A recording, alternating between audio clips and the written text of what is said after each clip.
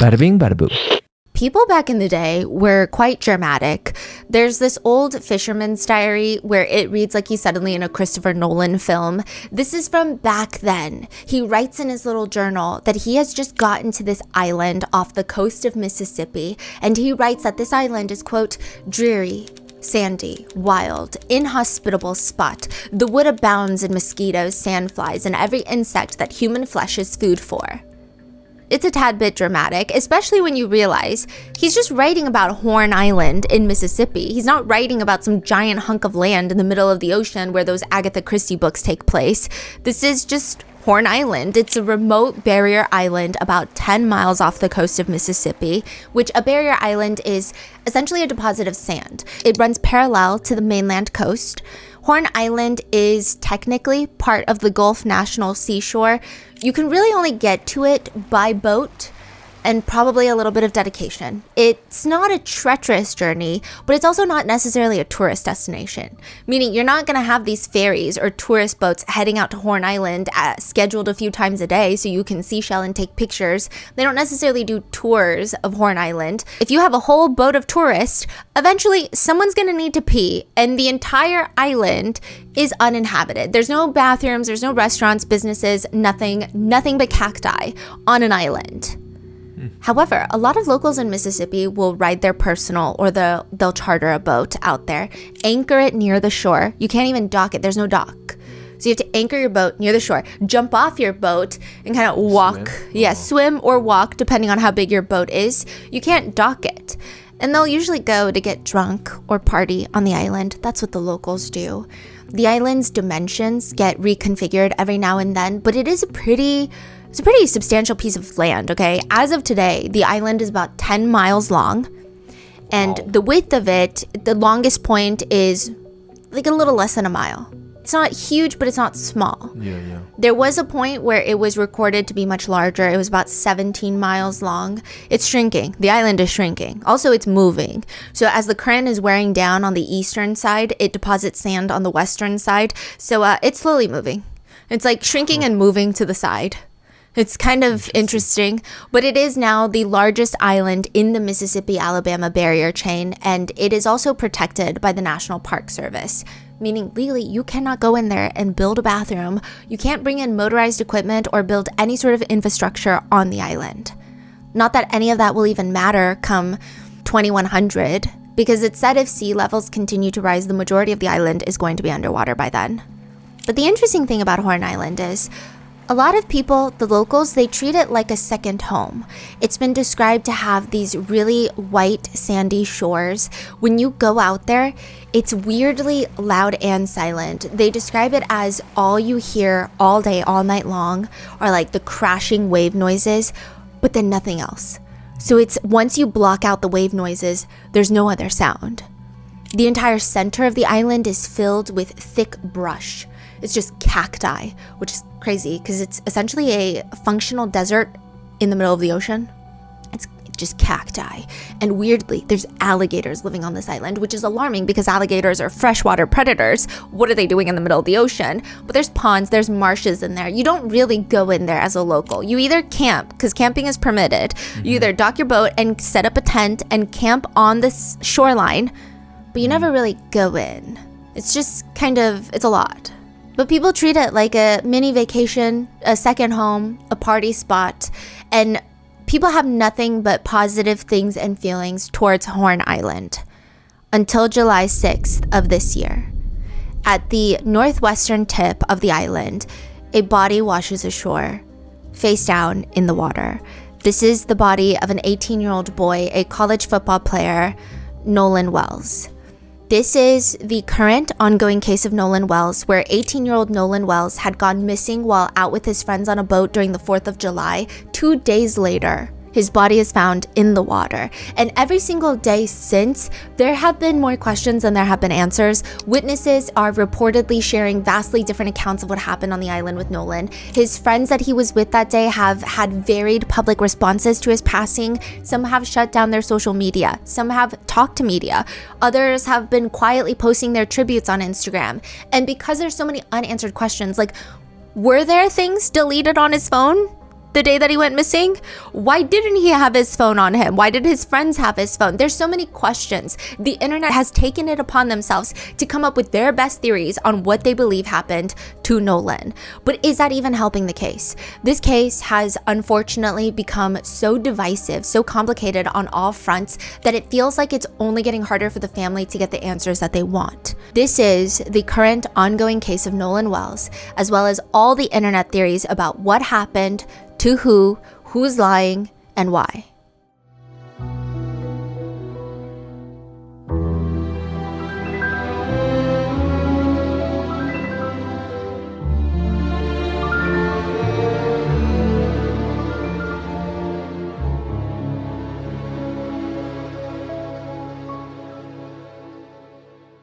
We would like to thank today's sponsors who have made it possible for Rotten Mango to support Nolan Wells' GoFundMe to help assist his family and loved ones as they navigate his death investigation.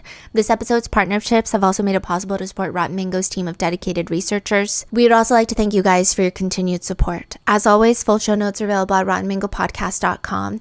As we cover Nolan's death investigation, please know that this case is currently ongoing and developing as we speak. If there are any new updates, we will be sure to leave a pinned comment. But I also want to mention how current this case is, because very little about this case has been confirmed. We're going to be doing our best to separate distinguishable facts from fiction, as well as try and navigate all the netizen discourse. But a few disclaimers for the online discourse.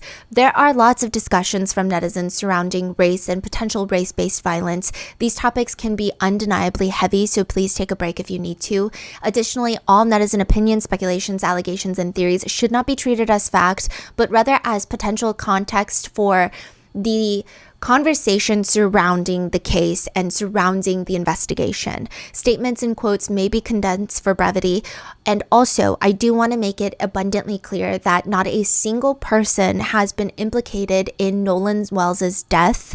This is an open investigation. Nobody has been listed a person of interest. Nobody has been listed a suspect. Nobody has, at least to the knowledge of the public, there is no indication that a singular person or multiple specific individuals had committed any wrongdoing or played a role in his passing. So with that in mind, let's get started. The boat ride back home from a party is usually a very niche feeling. I mean, it's getting dark. You're almost like flying on the water. You see the docks, you see all the lights, you're trying to get there, but it's not like completely dark. So you're just enjoying the ride back. It's much colder. Your skin is probably burnt from all the sun, so the cool wind feels nice, and it might even feel like a sobering feeling. Not saying that someone has to be drunk, but I guess if you were, it would also be sobering. People say the boat back from an island party is like a reinvigorating feeling. When you go to the island, when you go to the party, you're more excited. Maybe everybody's on their phones. Maybe everyone's playing music and taking pictures. On the way back, everyone's exhausted, and it's the type of boat ride where they say it compels you to have these deep, introspective conversations about life and overly positive feelings about the future. 4th of July, one by one, the boats that were at Horn Island, Mississippi for the 4th of July weekend, they come back ashore to dock. And the island that everybody was on, that just was so crowded, is going to be pitch black. It's going to be dark. And one person is going to be left behind. Nolan Wells. He's not going to have a way to call for help, even if he could, because his phone and his keys are not with him. They're in his friend's boat, the boat that he came onto Horn Island with, the boat that he did not leave Horn Island on. His phone is on there. Really? Yeah. 4th of July weekend in Mississippi, like everywhere else everywhere else in the United States, is a very big, complicated ordeal. It's a function with one too many grilled hot dogs and your dog hiding in a blanket while your neighbor decides that their driveway is the perfect place to attempt to replicate the sound of a nuclear bomb, using pretty much every single firework that they could purchase from the next state over because it's illegal in your state. But in Mississippi, Horn Island is the go-to spot for 4th of July weekend. Some estimates put it in the larger area of 4,000 people on the island throughout the day, whether that means simultaneously or that's just the incoming traffic throughout the day. It's unclear. Some people have put it closer to 200-300, but that seems like it's just one section of the island. I mean, this is still a 10-mile long island, which I will say I was kind of confused where everyone uses the restroom, because there's no way you're getting the anchor out and driving back to shore to use the facilities, but nevertheless, maybe some boats have bathrooms? I don't know. Probably just in the bushes, no? Yeah, maybe. Or no in restroom, the water, I yeah. guess. I don't know. But it's the land of the free, if you will. There's a few circulating videos from Horn Island on 4th of July. And more on that later, but people think just watching the videos, it looks like a very American gathering. You see lots of boats with American flags. They're anchored near the island. There's about like 3-4 rows of boats. Mm-hmm. That's how many people are there. So it's not even just one singular line of boats docked or anchored in the water. It's about They're 3 all lined rows. They're lined up behind. So next to each other and then 3 rows. There are people waist deep in water. The people with the boats further back that have to park. So you yes, see people all around, like it's all not, around. Okay. People are on the boats. People are next to their boats in the water. There's people in water where it's chin deep. There's people in water where it's waist deep. There's people near the shore. There's people not in the water, completely on the island. People are playing music, swimming. It seems like a lot of the people know each other, but this is definitely not some organized private event where everyone knows who's coming. It seems like a lot of big groups of friends were just like, let's go meet up there. And they all happen to be in the high school, college, maybe freshly out of college age group. I'm sure this is not like a census, so I'm not entirely accurate, but that's the vibe it gives. It's like a bunch of people from college, and then they all kind of know someone who knows someone. So that's how they're all interlinked. Some people run into more friends or friends of friends. Nolan and his 3 friends get on a boat and they make it out to Horn Island for 4th of July festivities. They get there pretty early, like 10:30 in the morning. Around 4:30 p.m., the boat that Nolan came to Horn Island on leaves Horn Island with Nolan's phone and keys on board, but not Nolan. It is not. 4:30 p.m.? Yeah. Is that early? It is early and there's a reason. Okay. Now, it's not until around 11 p.m. that night, Nolan's mom, Christine, gets a phone call from one of the friends Nolan was with that day, that Nolan is missing. Now, according to Christine, Nolan's mom, she's really confused by this. Which understandably, she's like, what do you mean he's missing? Like he had told her what his plans were for 4th of July, and now you're saying he's missing. I mean, it's unclear if Christine received all this information in this order that night, but eventually the explanation she gets is the original boat friend group, the 3 guys Nolan came out on the boat with, they decided that they were going to head back to mainland around 4:30 p.m. So I guess the night is still young, right? Nolan is talking to this girl, Katie, on the island, who he just met. And he decides, this is what they say, right? This is what Christine says they said. He decides that he's just going to stay on the island a bit longer to talk to this girl and maybe come back on a different boat. So their version of events, at least how it's been reported thus far, is that Nolan tells them that he's going to hang back with Katie and catch a ride with another group later. Apparently, they had other friends that were on the island with different boats, so maybe it's safe to say that it's not like Nolan doesn't know a single person on the island and he's going to catch a ride with a stranger. It seems like if this is true, his intention was to catch a ride with someone he knows. According to Christine, Nolan's friends tell her that they don't know where Nolan is anymore, and they also don't know where the girl Katie is. So it's like, do they know Katie? Not really. Do they know that person exists? Yes. Oh, okay. So they saw her, but then like Christine is kind of confused. She's like, they're both missing. Christine says the friends inform her, well, we don't even know who she is. Christine is, she reports that she's very confused by this because she's kind of like, well, how do you not know where she is if you don't know who she is? None of this is really making sense. Katie is indeed not missing. She will be located, but Nolan will not be. Nolan is missing since 4th of July.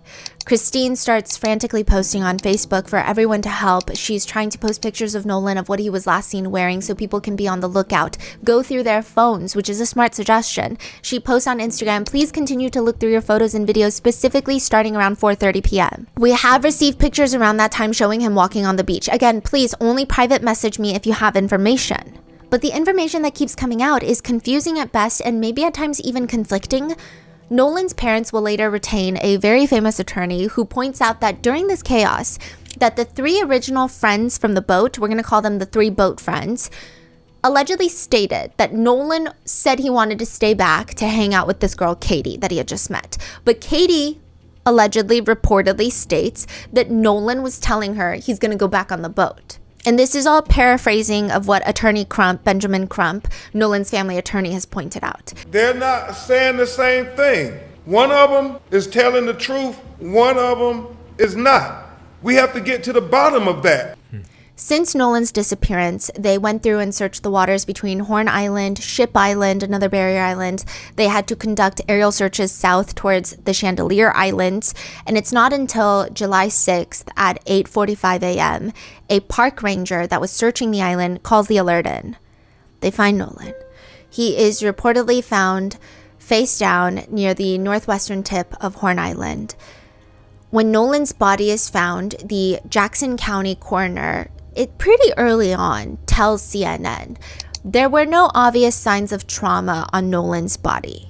When Nolan's parents heard the sheriff say there's no foul play at the beginning of the investigation, that is cause for concern, major concern.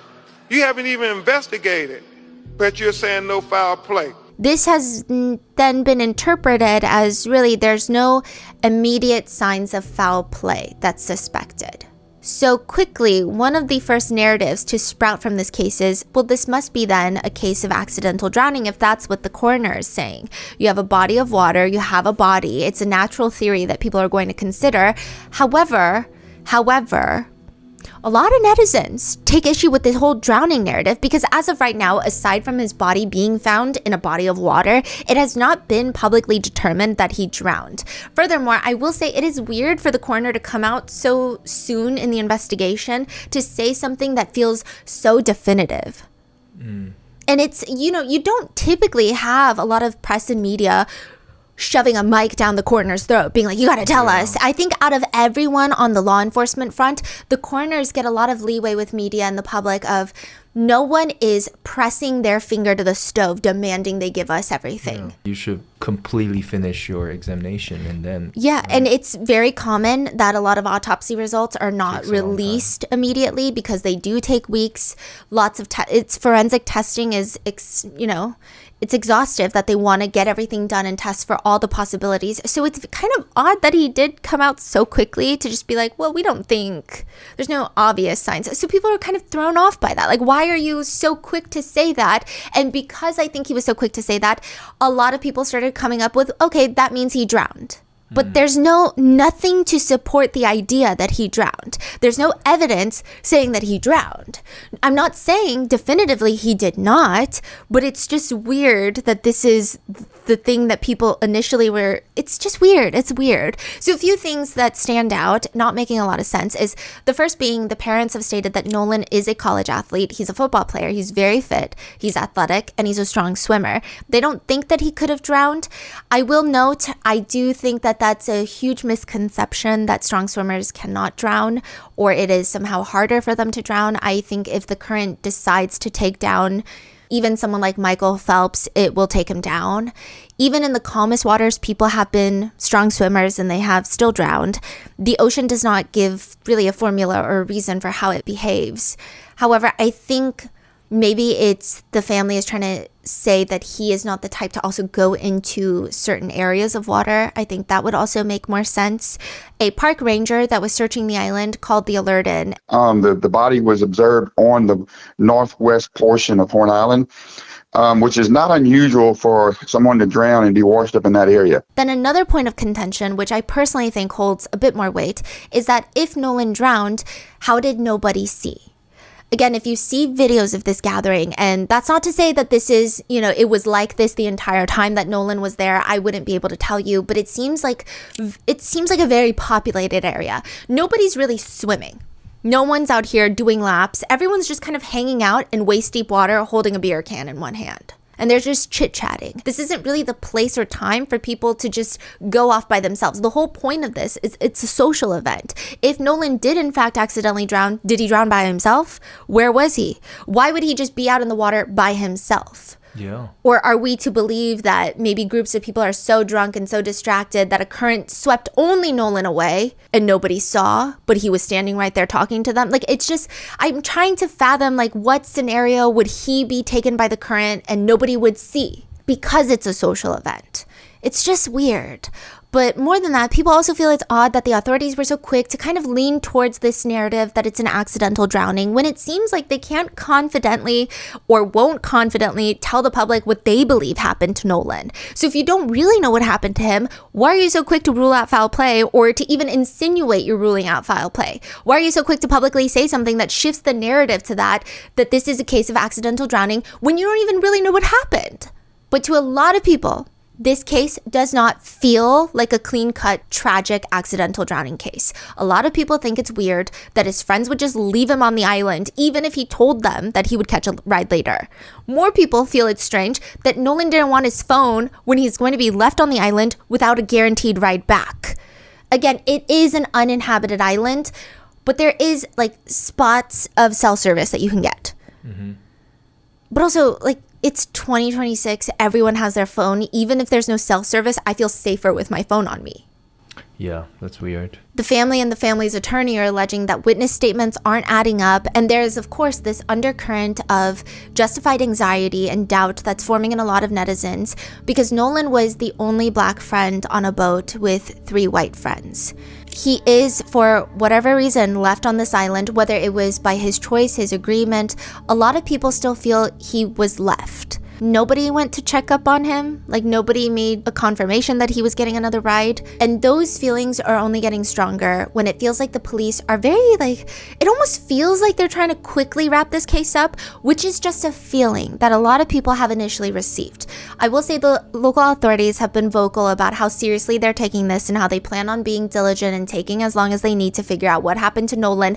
But those types of statements come a little bit after the social media intensity. We're working towards the same goal as the family. We want a thorough investigation, and that's what we're going to continue to do until we arrive at the answers that the family deserves. In the beginning, there is, and still now, a lot of growing public mistrust.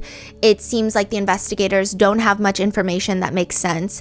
Nothing is really clear, at least to just people on the internet like us. I would imagine that maybe the police are privy to a lot more information than us, but the timeline is confusing. Some say he was last seen at 3 p.m. Others are saying, well, no, I saw him at 4 p.m. It just seems messy, and it seems like there's not really a sense of urgency with the investigators, at least initially with this case.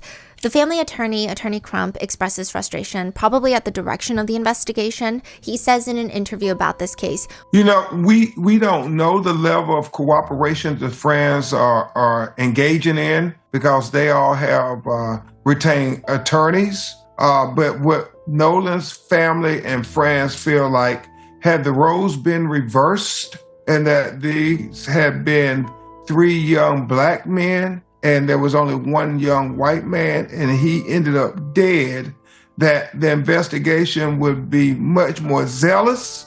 There would be interrogations. They would be separated. They would be held for all kinds of crimes and misdemeanors until somebody started to talk that they would challenge the narrative that has been presented. They all came back alive and Nolan was washed up on the shore unalive. Just because Nolan's 3 friends were white and Nolan was black, that's not an implication of guilt. That's not an implication of any wrongdoing at all. But I do think that a lot of people agree with the sentiment. It's not even really about his friends, but it's more so, yeah, if the roles were reversed, we probably would have a much more passionate, feverish, aggressive investigation into the 3 friends on the boat, which again, that's not me saying that they are guilty of anything. And the fact that this is happening in a southern state like Mississippi, it has piqued a lot of people's anxiety and suspicion that it likely stems from societal patterns, the history of racism in this country, as well as personal experiences and some other cases online. A lot of comparisons have been made with Nolan Wells's case and Tamla Horsford's case. If you guys remember, that was another Southern case that took place in Cumming, Georgia. She was the only black woman at a slumber party of football moms. And the case was notable because all the other individuals there were white, and it was a slumber party. They were playing Cards Against Humanity, drinking, having a good time. And the next morning at 7:30 a.m., Tamla was found lying face down, motionless under the porch. It was a 14-foot fall. Witnesses state she got up at 2 a.m. to smoke a cigarette on the back porch. The case was officially closed and ruled an accidental death, but a lot of people online disagree with this finding. They think it's weird. She has all these blunt force injuries. Sure, they're saying it's from the 14-foot fall, but she also has these scratches and cuts on her face, wrist, hand, lower legs. It just doesn't really add up. Now, I'm not saying that any individual at that party or that night is guilty of anything. Legally, they're not. I'm just saying the investigation leaves a lot to be desired. The Forsyth County Sheriff's Office states, it was a party. They were drinking. She was drinking. Most of the partygoers had gone to bed at that time. She was on the deck alone. Hardly seems like a satisfying answer to the case. There have also been comparisons drawn with Nolan Wells' case and Alec Murdaugh's case, where a boat crashed in South Carolina, killing 19-year-old Mallory Beach. The boat was owned by Alec Murdaugh. He wasn't on the boat, but his son, Paul Murdaugh, was on the boat. The same Paul that would be found dead with Alec Murdaugh's wife, Paul's mom, shot dead outside their house, which Alec Murdaugh was found guilty of. However, that conviction was overturned, and prosecutors are going to retry the case April of next year. So there's that. The online comparison of the two cases only gets stronger when one of the alleged boys on the boat, one of the 3 white friends that Nolan was with that day, when one of their mothers speaks out on Facebook, and she happens to be a judge in the same district of the investigation. Judge Ashley Cole has taken to Facebook the day after Nolan's body is found, and she writes, "Our family, along with the community, grieves the loss of Nolan Wells. Our thoughts and prayers are with Nolan's family. Our son, Warren, loved Nolan dearly. Unfortunately, I feel that it is appropriate for our family to dispel some rumors with facts based upon the social media attention that is being diverted away from the Wells family and their loss. Yes, I deactivated my Facebook. Given the very heightened emotional state of social media right now, I fear for the safety of my child and my children. My husband and I have 6 children, and we covet their privacy. We do not believe it is appropriate for our minor children's photographs to be circulated throughout the internet, presenting potential threats to their safety. I graduated high school with Christine Wells Wansley," so Nolan's mom. "We are from the same community. I have the utmost respect for her and all the Wells family. We mourn the loss of Nolan with them. Our prayers have been and will continue to be with them. My husband and I were not at Horn Island at any point on 4th of July. No one in our family is trying in any way to impede with the investigation by law enforcement or to otherwise hamper the family and law enforcement's quest for answers. Warren was interviewed by the Jackson County Sheriff's Department and cooperated fully. He saw Nolan last at around 3 p.m. on July 4th. They went around 4:30 p.m. when the boat was taking on water and they had an issue with the bilge pump. Nolan made a decision to stay on the island and return inland later with another group of friends. Yes, I am a judge. I also value transparency. I apologize if anyone was offended that I deleted my social media. There were no nefarious motivations in my deleting my social media. Social media has a lot of positives, but a whole lot of negatives. We live in a world of clickbaiting. Sad, but true. My family is hopeful that this information will help redirect the attention to the Wells family, their grief, and their need for our community's support." Everyone seems to take her Facebook post and use it to bolster the theory that they believe the most. Some have taken it to the extreme. Judge Ashley Cole has posted screenshots of some of the graphic death threats she and her family have been receiving. She writes on Facebook that she will not be speaking to press or media. She writes, "We have not had the opportunity to speak with the Wells Wansley family or their attorney. However, we are willing to directly communicate with attorney Benjamin Crump and the Wells Wansley family. We will provide them with all the information known to us so their family can rest and properly mourn. We also want to know what happened to Nolan. We will do everything within our power to assist Nolan's family in their quest for answers." Interestingly, more recently, the only other post that she had was July 21st. She posts on Facebook, "Right is right, wrong is wrong." Period. Yeah. My stance on this entire case is that Nolan Wells' family deserves answers, and they deserve to live in a world where they can fully trust their local law enforcement agencies to help them get those answers as quickly as possible. And again, that's not to say that the law enforcement agencies in this case are not doing their jobs, but we live in a society where there's already so much distrust placed there, especially for Black individuals and families. And Nolan's parents, they just want answers. And the way that this investigation first kicks off, I will say, I don't think that they would have done the same thing if the roles were reversed. And I grew up in the South. If there was a case in my hometown where it was a white 18-year-old college football player ends up dead after he hung out with a bunch of his Black friends, that my hometown would have been turned upside down. They would be going door to door. Everyone's getting arrested. So I think it's weird. I think it's weird, and I think it's completely understandable that Nolan's parents feel like something is off about it, and they don't necessarily have the full hope and trust that the investigators are going to get them the answers they desperately need. They have stated multiple times that they feel like so many things are not adding up. Nolan's parents have come out to state that he would never not go on the boat when his friends are leaving. Like, he was always taught that if you go somewhere with 5 people, you come back with 5 people. I mean, in this case, it's 4, but you get what they're saying. Nolan's dad reiterates, he always taught Nolan, do not separate from the group. I always told him, safety is in numbers. So he knew to stay with his group. Why would he split from the group? I don't know. It just, one thing to note, though, is that some have argued he's not just staying behind in a random location downtown where he doesn't know anybody else. Technically, there are other friends on the island, friends of Nolan's. So I'm not sure if maybe that was a different situation where Nolan felt like maybe I could go back with a different friend. Maybe that's why he could have felt comfortable staying on the island to talk and hang out with other people, but I don't know if that's the case. This case is also just incredibly tricky. I do find myself comparing it frequently to the Tamla Horsford case and feeling a lot of emotions based off of my own personal lived experiences. While I do think asking questions and putting pressure on the investigators is perfectly warranted, if not welcomed, I do think that the majority of netizens feel that sentiment. They're just frustrated with the investigation. They're frustrated with the investigators. They think it's weird. They think it's confusing. It just isn't sitting right with people.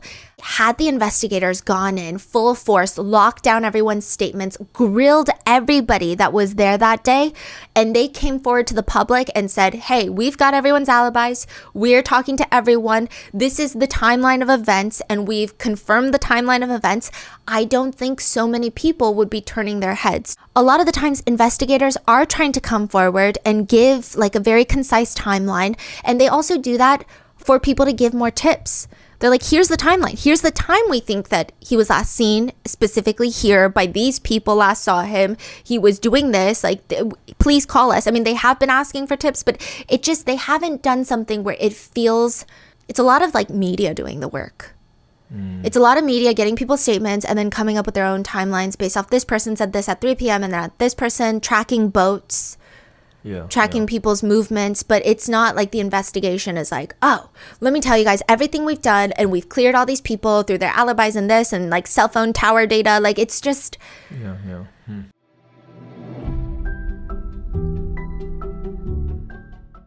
This episode is brought to you by Netflix. November 13th, 2022, at 1122 King Road in Moscow, Idaho, a cop is responding to a 911 call. His body cam flicks on. It begins recording. He's getting out of his cruiser, entering this house, climbing the stairs to the main floor, and we hear his boots crunching with each step. The crackle of his radio is going off. Upstairs. Slow down. And the original 911 caller is standing in the main floor landing, just frozen.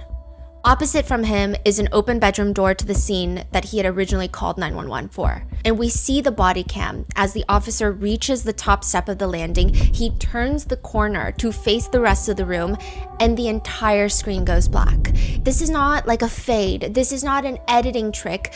It's a full redaction of the body cam footage. The audio keeps recording, but the footstep of the officer pauses, and he just says,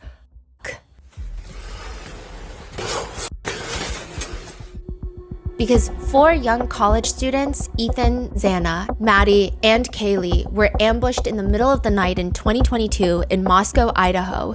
This opening scene of the documentary series sets the tone for the rest of the episodes. It takes you out of the headlines. It takes you out of the news media that you might have seen about this case, and you just step into the timeline as the scene unfolds, and it's narrated and retold by the loved ones who lived it. We hear from some of the victims' families, unprecedented access to the people closest to the victims, and we learn who they were before the murders.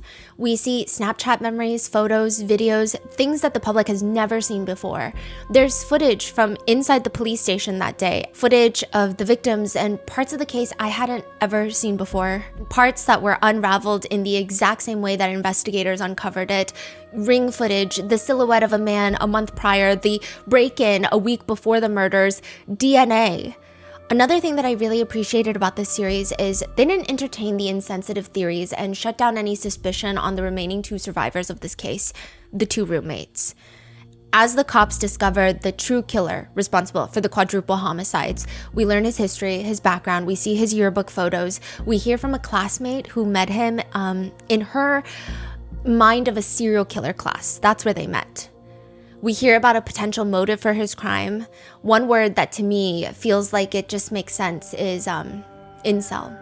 A killer who doesn't deserve to be named. We learn of the divisive plea deal the killer takes. We see the courtroom footage of the loved one's impact statements. And really, I think the father of one of the victims, Kaylee, says something during the sentencing that I think rings true for everything about this case and this documentary, which is, quote, "The world is watching because of the kids, not because of you." Their names are Ethan Chapin, Kaylee Gonzalez, Xana Kernodle, and Madison Mogan. Watch Idaho Murders College Nightmare, now playing only on Netflix.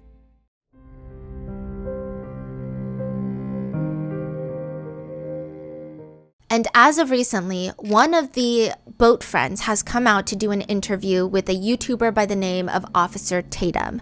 Warren shares his experiences with what it was like being Nolan's friend, and he says that they would go to Waffle House once a week together to eat. They've known each other since high school, and now it seems like they're at different colleges and they still hang out when they come home on the weekends. Warren states that going to Horn Island together for the 4th of July is super common. He says, quote, "We went last year." We went last year. Nolan was on the boat with me last year, and I mean, this was a common thing. This is one of the 3 friends. 4th of July, everyone was out there. Like I said, Nolan was always trying to go out on the boat, trying to go out there with us, and he was always welcome to come. He explains that the boat trip was not just, 4 guys on a boat. He describes it as, we had roughly 20, 30 people coming with us. So we were on 3 separate boats. He describes it as they all met up, and the plan was all 20 to 30 of them were going to get on 3 separate boats and go to the island. So it's not just 4 people on a boat that's like, let's go to the island and see who else is there. He says we were all following each other out there as one big group. It wasn't just me, Nolan, and a couple of my other buddies. There was 20 to 30 people spread out where we all met at the dock before, and then we departed to go to Horn Island. Horn Island on the 4th of July is the most popular day to be on the water throughout the entire Gulf Coast. I mean, everybody and their mom is on the water on the 4th of July. There's no telling. I mean, roughly probably 2, 3, maybe even 4,000 people out there. There were boats lined up on the island. There were 3 rows of boats all the way until my vision ended. We were parked on the north side of the west tip. It wasn't just there though. I mean, there were tons of people packed on the south side, on the east side, in the middle of the island. He says they got to the island 10:30 a.m. We pulled up 10:30. I mean, it was an early afternoon, but 10:30 is still pretty early in the day. And when we got there was already 3 rows of boats lined up all the way, like I said, until I could see. He says there's people on boats grabbing drinks and food, whatever else. I mean, everybody's fully prepared for the 4th of July. They bring all the drinks and food they need because they've been preparing for the 4th of July for a little while now. But when we got there, I helped my buddies tie the boats up because the line was right here. The Palm Beach was, in the middle, and then the Chitrin, so he's talking about the other boats, was on the other side. There was about a drop off from where the bow was. I mean, he seems like he fishes a lot, so he knows a lot about boats. Like, he's really into boats. He was like, if you jumped off the bow, you were probably about neck deep in water. But if you jumped off the stern, you were probably waist deep in water. If you jumped off the bow, you were probably about neck deep in water. But if you got off the stern, you were probably waist deep in water. So, like, the boat is anchored where there's a drop. I see. Right, but, when we got there, we tied up, got bow and rear anchor set, and we tied up all the boats, made sure that we were good, and everybody just got in the water. He says that Nolan was drinking, everybody was drinking. It seems like a lot of them are not 21 yet. And I mean, Nolan seemed completely fine every time I talked to him. We just had regular conversations, and Nolan was making me laugh. I had a couple conversations with Nolan and my buddy, James. I could tell you, I mean, I talked to Nolan a couple times, but it wasn't like I was strictly sitting there talking to Nolan the whole day. I mean, there were like hundreds of people I knew out there. He says about leaving Nolan, he says, so Wyatt, which I guess is another friend, was having boat issues, and the bilge wouldn't pump. So the bilge is basically a pump that releases water from your boat when water comes in. So I opened the back hatch and there's water up to the batteries, and that is obviously not good. There's water almost coming over, which is where your motor sits, which is, is by the stern in the back of the boat. So obviously we were in emergency. We're trying to save the boat. It's not like we didn't ask Nolan or we just left Nolan. Nolan decided to stay on the island with the girl that he was with, and the girl is a witness to that too. He says that they were yelling at him to get on the boat, but Nolan said that he wanted to stay. Katie apparently texted a friend of theirs later in the chaos, and she said that the last time she saw Nolan was when someone was yelling at him to get on the boat. Meaning what? He got on the boat? Or It seems like he didn't. Oh. But then other reports were saying that Katie said he got on the boat. We don't have Katie's statements. And I think that's another thing that the investigators are kind of dropping the ball on. So that statement you just said, where is that from? That's from Warren. Warren is saying, like, we have proof that, like, Katie, we were yelling at him get on the boat, but he didn't want to get on the boat. And then Katie told a friend that was the last time she saw him too. Yeah. So maybe so both parties say that they saw him last at yelling at him to get on the boat. It seems like it.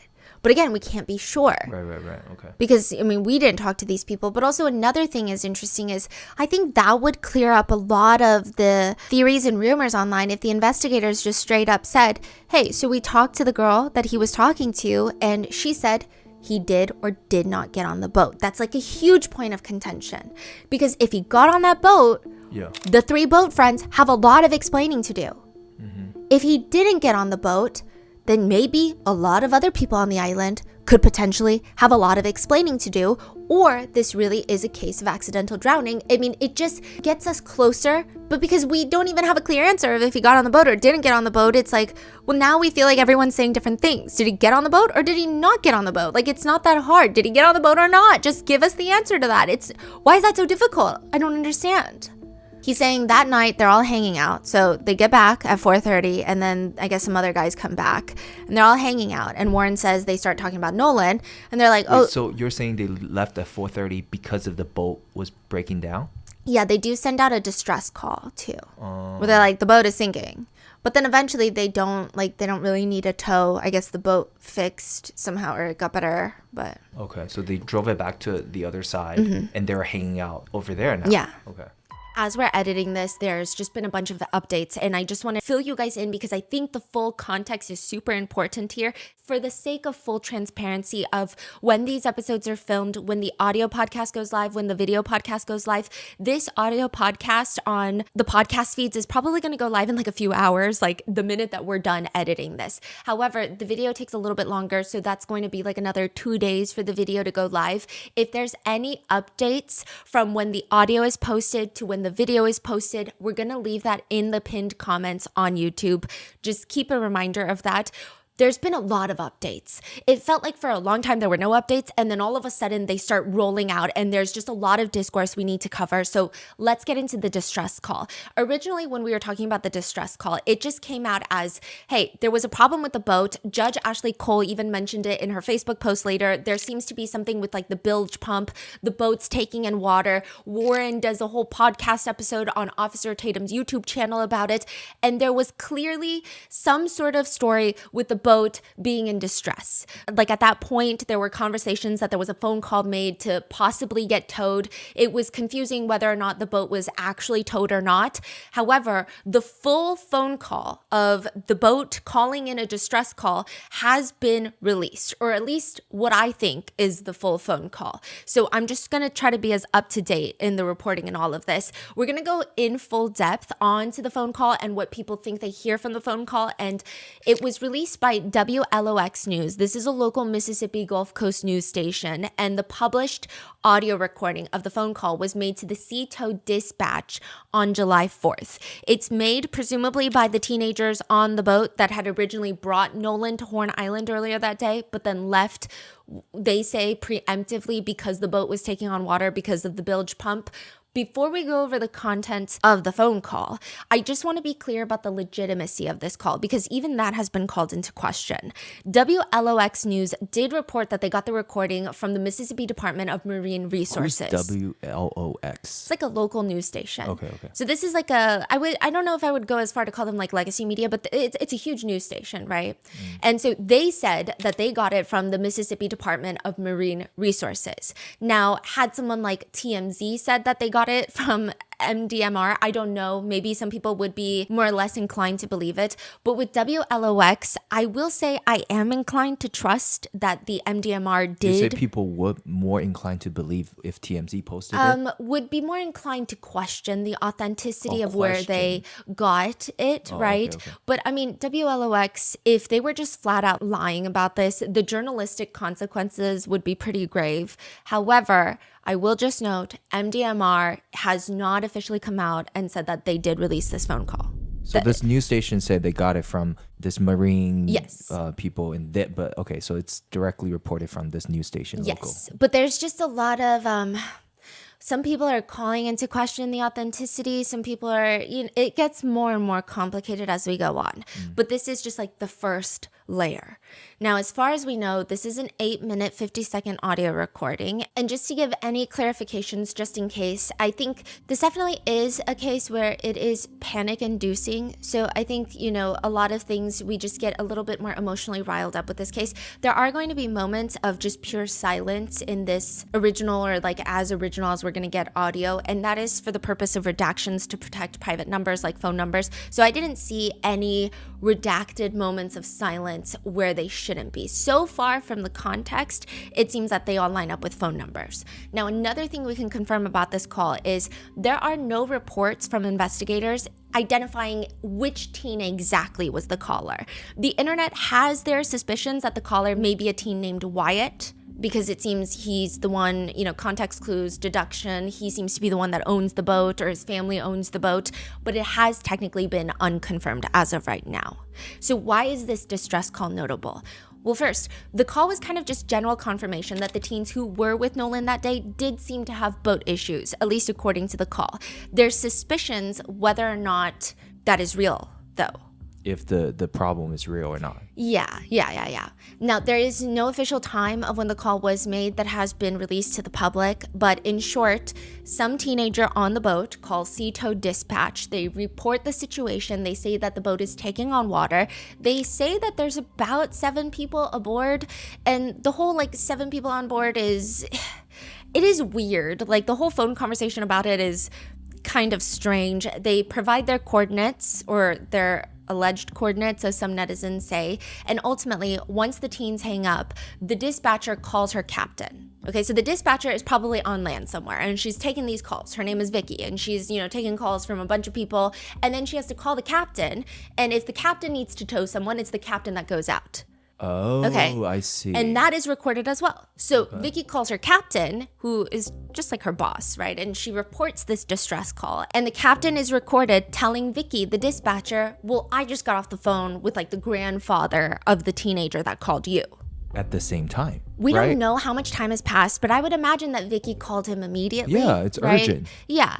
And he says the grandfather said they have the situation under control and did not need towing. So that's, ultimately, as we know, Sea-Tow confirmed that they never towed the boat. So the grandfather wasn't at the island? No. And so the kids called the grandfather too? Yes. But that's, okay. But how is that in the time frame that the boat got fixed? That's what, okay. That I also think is weird, because I've listened to this audio so many times. I couldn't really put together someone else in the background having a phone conversation with the grandfather. Yeah. The caller that called the Sea-Tow Dispatch didn't appear to be having a conversation on a separate phone line. Or maybe he was texting. I really don't know. I don't know. Or maybe somebody else was and we just can't hear it. Okay. So it's unclear. Now, the enhanced versions of the audio have started catching fire online. Some netizens are wondering, why, if the teens call the Sea-Tow, why hasn't the audio from the phone call between the captain and the grandfather been released?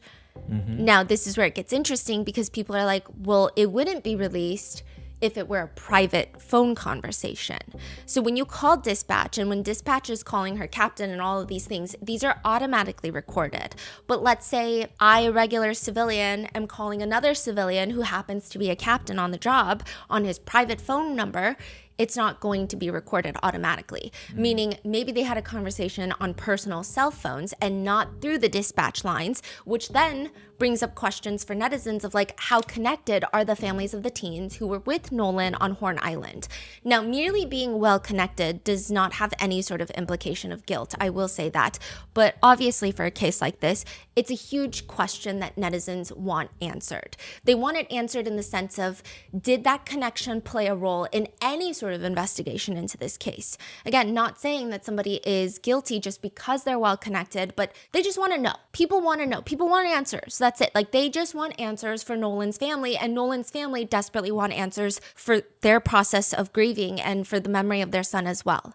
I will say, on the flip side, this could be explained by a simple explanation of all members with CETO have a private line to the captain. Because I know there's lots of memberships where you do get private lines, or like even with like, some people are bringing up like concierge doctors. You get a private line to the doctor. You don't go through like the wait room and the receptionist desk.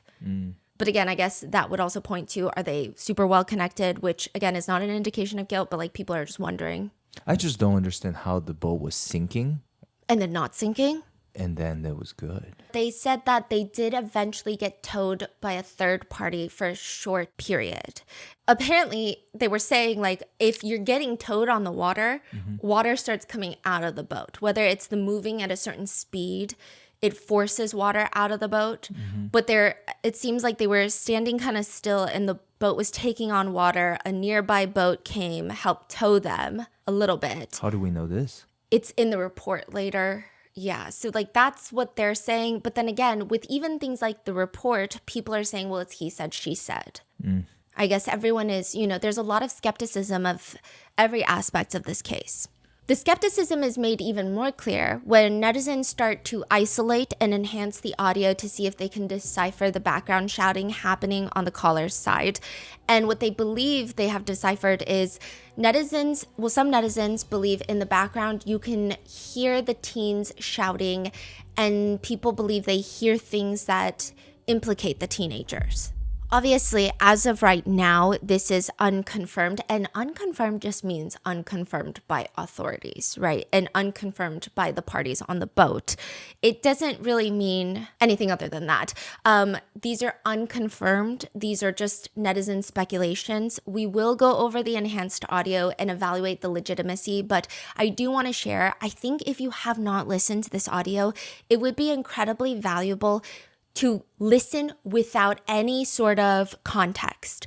You don't even have to listen to the enhanced version of the audio to isolate the background of this call. You can do it yourself. So that was a huge point of contention. People have been coming out and saying, look, I've isolated the voices. I've taken away the background music. I've done these. I've tried to enhance the audio. Some people are saying, well, if you used AI, of course it could alter things, and AI likes to hallucinate. You can do this by yourself. No AI, no isolation tools, no Final Cut Pro, no editing software. If you go to the audio as is, posted by WLOX News, which I'm going to link in our show notes, they have left it as a dual channel, like 2 channels. So you just need a pair of earbuds.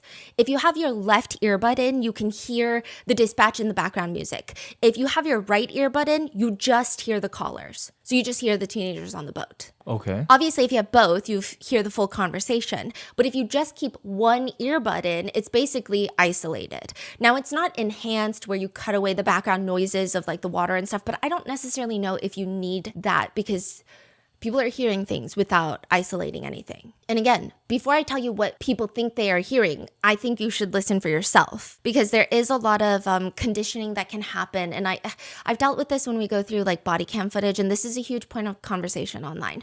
When you go through body cam footage and you have a transcript you're matching it to, your ears are going to kind of try to make those connect. Even if those are not the words being said. That's not what I'm saying. I'm just saying this is something that happens to humans.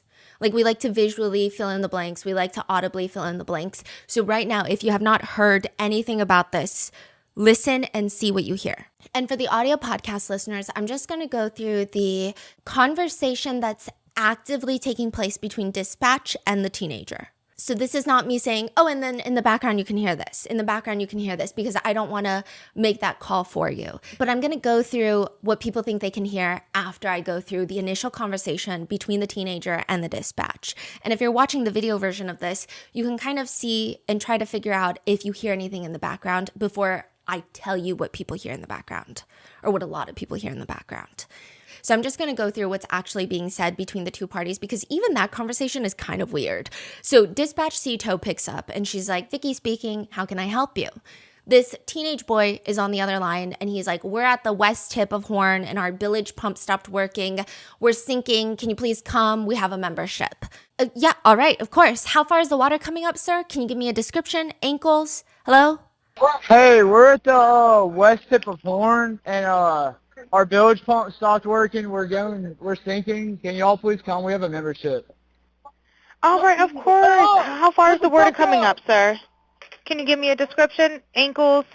Hello? Now, I don't know if the teens are like frantically doing something in the background or if the cell service is not good, but they're not really paying attention to the phone call. Because he's like, what'd you say? Yeah, hey, yes. How far is the water coming up, sir? It's coming up. We're just sinking. I don't know. We're going down there. All right, well, let's get you going. Membership number or phone number listed on the account, sir? I don't know the phone number. It's either redacted. I think it's redacted. Try that. All right. I know we have a membership guaranteed. I don't have the tag on me. All right. You have a membership number or anything? It's okay. I'll get you over to the captain. What's the best phone number to reach you at? Redacted. All right. And is everybody on board in good health otherwise? Yeah, everybody's... Oh, good. All right. Do you need the United States Coast Guard? What? Do you need the United States Coast Guard? No, we don't need that. All right. Do you need the United States Coast Guard? What? Do you need the United States Coast Guard? No, we do not need that.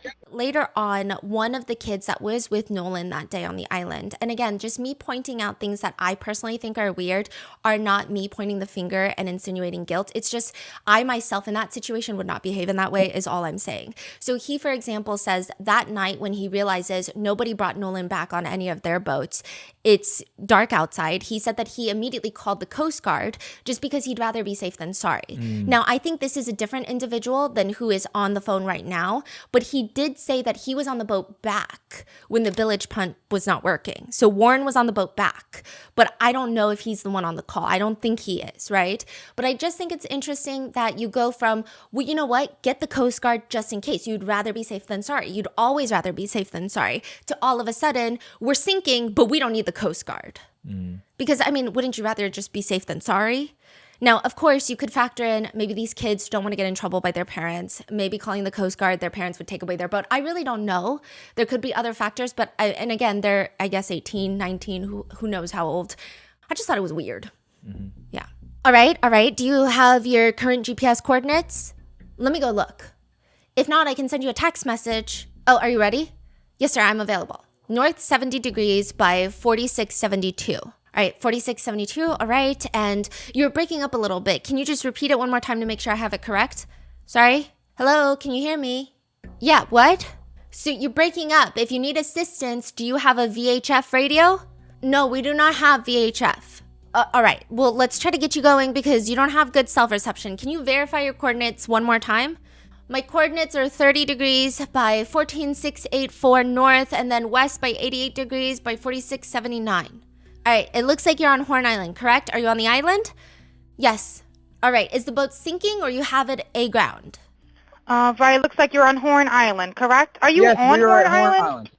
Yes. All right, is the boat sinking or you have it aground? We were sinking, yes. Is it aground is the question? No, we're not aground. We are in Okay. 17 foot of water. We're in 31 foot of water. So I'm imagining that means like near the shore, on the ground, or like it's hitting the ground. I don't know. All right, I have to ask, and what do you want to do? Do you want to have it towed back? I want to get this boat unsank and towed back, yes. All right, where would you like it towed to, sir? You can tow it to Ocean Springs Harbor or Fort Bayou Lawn. All right, how many adults and children on board? No, there's no children. Is there anybody else on board? How many adults, sir? That was the question. Hello, can you hear me? Kind of jump in and pull the plug while you're going. So now it sounds like he's yelling at somebody else on the boat to pull the plug of the boat or something. Hello, sir. Hello? Yeah, I just need to answer a few questions so I can get you over to the captain. How many adults on board? There's 0 adults on board. Hello, sir. Hello. Yep, I just need you to answer these questions so I can get you over to the captain. Okay. How many what's adults going on board? What's up? There's 0 adults on board. What? Yeah, so it does seem like most of them are over the age of 18. Again, I don't know exactly who's on this boat right now. It has not been publicly confirmed exactly who and their ages, but I don't know if they just don't categorize themselves as adults, but they also don't categorize themselves as kids. So I don't really know what's going on. Okay, it just doesn't make any sense. I also have a sneaking suspicion that the person on the call sounds slightly intoxicated, but that's just an opinion that I have. Okay. Now, there's nobody on board the boat? No, nobody here is over the age of 21. There's nobody on board the boat? No. Nobody right. here is over the age of 21. Oh. So, like, that's That's also, interesting. yeah, that is really weird to me because I've never, yeah. 21. Some people think it's really weird and evasive. Other people think that this is just a bunch of bozo kids who are trying to get away with underage drinking and driving a boat. But, like, that also doesn't, like, Then none of it makes sense. Yeah. If you want to get away, you wouldn't even mention the age. Yeah. Then you would just say, okay, there's 7 people on boat. Why? Anyways. Yeah, it doesn't make any sense. So that was not the question. Is there a person? Now, this is the part where it's weird. Like, I don't know if Vicky was maybe getting frustrated with the phone call or it's just very odd. And of course, in this situation, everyone has been nitpicking this sentence because it's weird. She says, is there a person, a living individual on the boat? Sir, that was not the question. Is there a person? Is there a person, a living individual on the boat? Because I guess she's trying to get to the answer of how many individuals are on the boat. But it's also kind of weird. Like, the conversation is like when you read a really bad book with bizarre dialogue where they're not even having, like, I just don't know how to pinpoint.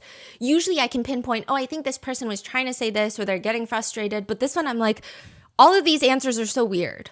Like, what do you mean no one's over 21? And then she's like, is there anyone alive on the boat? Which is also weird. If I were Vicky, I would just say, how many people? How many persons? 1, 2, 3, like, count. You know, instead of, is there people that are alive, living persons on the boat? Is kind of a weird question to ask as well. And again, weird question does not mean anything other than I just thought it was a weird question. He says, hello? Is there a living person, someone breathing on the boat? Is there anybody on the boat? Yes, there's lots of people breathing on the boat. Is there a living person, someone breathing on the boat? Is there anybody on the boat? Yes, there's lots of people breathing on the boat. Which is such a weird response because if I heard that, I'd be like, what are you talking about? Everyone's breathing. What is this? What is this question, right? Yes, so there's 7 people on the boat. Yeah. Like, they're okay. Yeah, this whole back and forth, I've listened to it so many times trying to pinpoint, maybe this person said this because of this, but it's just weird. The dispatch says, all right, how many people, sir? Like 7. All right, thank you. Does everyone have life jackets? I will say, just another disclaimer, maybe the self-service is really that bad. So, like, maybe we're just hearing a very clear version of it, but in real time, they couldn't hear any of it. Anyway, he verifies it's a Triton, a 22-foot Triton that is in sea flight, offshore sea flight hole that is sinking, taking on water. And she says, okay, I'm going to transfer you to the captain right now. So it does seem instant because she keeps them on hold. Yeah. So then she calls captain and the captain is like, this is Captain Seth. And okay, this is another thing that I also picked up, which was really weird. I actually haven't seen this in most cases outside of East Asia. So like in the United States, when you call your captain or you call your boss, yeah, you're probably not going to talk to them like, hey, this is what fucking happened. Like, you're probably not going to have that tone. You're going to have a professional tone, but she almost sounds like weirdly apologetic. I just thought it was weird. Okay, she's like, this is Vicky from International. How you doing today? Doing good. How are you? Good, good. I apologize ahead of time. I really do. which I think it's weird to apologize. That's his job. Anyway, you're going to have a fee for service come up under. Okay, it sounds like a bunch of kids on board on Horn Island. He's letting me know that his father's a member, but he can't give me any information. And he's saying the boat is sinking and he's on Horn Island. It's just unfortunate. He's just a kid. There's a lot going on. So he said there's a lot of people on board. He says he thinks about 7. I'm guessing they're all under 18. And I'm not trying to be rude. He wants you guys to go out there and unpump the boat and then tow it in. Hi, Captain Seth. This is Vicky from International. How you doing today? Doing good. How are you? Good, good. I apologize ahead of time. I really do. You're going to have a fee for service come up under, it sounds like a bunch of kids on board on Horn Island. And he's on Horn Island. It's just unfortunate. He's just a kid. There's a lot going on. So Right. he said there's about a lot of people on board. He says he thinks about 7. I'm guessing they're all under 18. Okay. And I'm not trying to be rude. He wants you guys to go out there and unpump the boat and then tow it in. I don't know how that's rude. So Yeah. Why is she apologizing for doing her job? The only context I was trying to pick up on is it seems like it was swamped because it was 4th of July and maybe the captain is getting agitated. And maybe the captain is getting agitated by a bunch of drunk people on boats, like causing a stir. Okay. So I don't know, but that's not her fault either. But the whole dynamic was just kind of weird. Do you know what kind of boat it is? Now, the captain, I will say, doesn't sound mean, like, or anything. And Vicky doesn't sound weird either. It's just like, I thought the tone was interesting. Do you know what kind of boat it is? He said a Triton 24-footer, but that's all he can give me. Okay, all right, yeah. I actually just got off the phone with his grandpa, who I'm guessing is the owner of the boat. Yeah, he said, I mean, literally, I just hung up with him. He said that they don't need any help right now, but if something changes, he'll call back.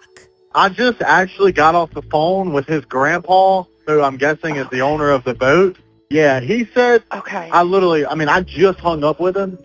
He said that they don't need any help right now, but if something changes, he'll call me back. So That is crazy. So I'm guessing that they may have figured it out because that's what he said. So they're in a panic and their boat won't crank.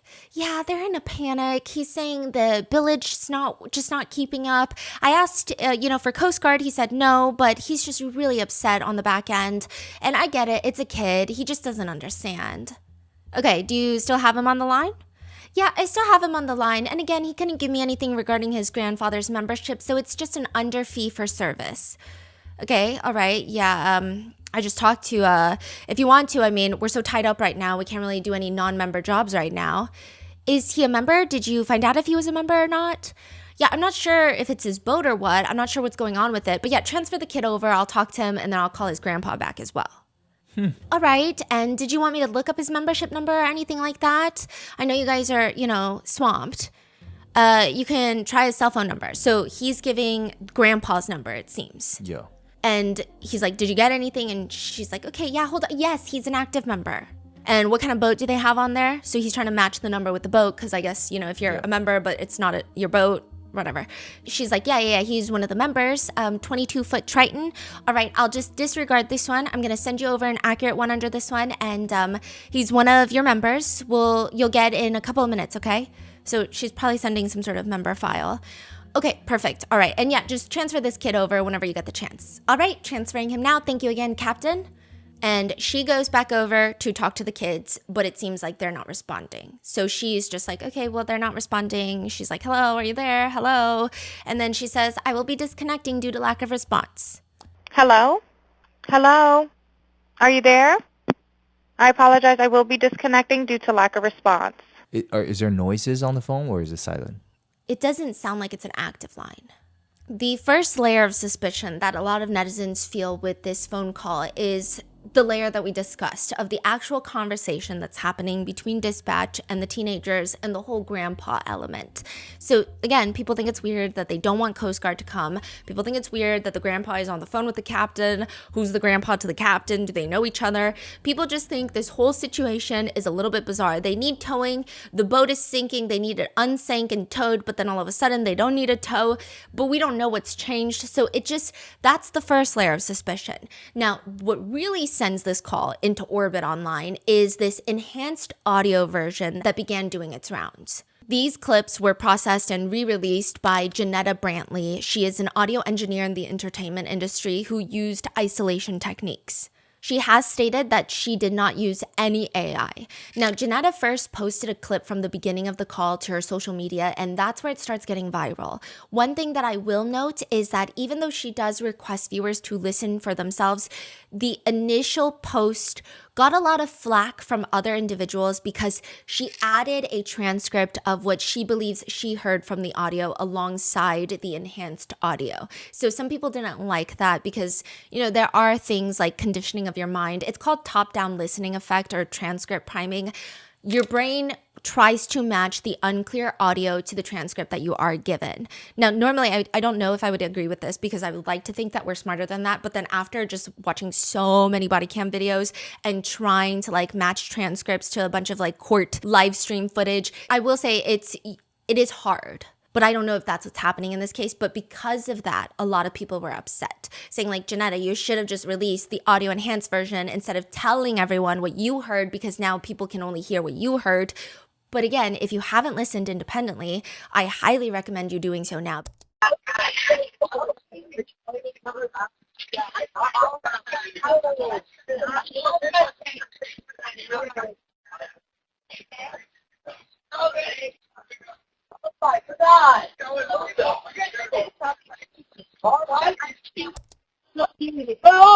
Shut the fuck up!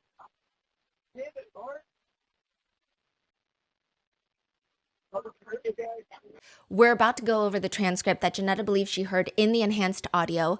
And this is background. So this is someone behind the caller on the boat, but not the caller himself saying this, or allegedly saying this. This is what people think that they hear from the audio. Is someone in the background of the boat saying something along the lines of, "Can we cover it up?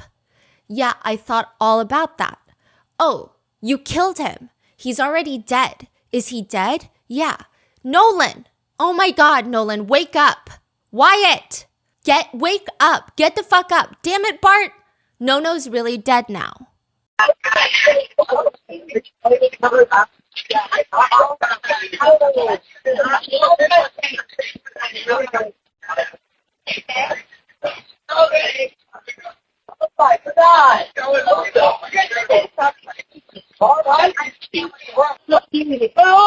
Shut the fuck up!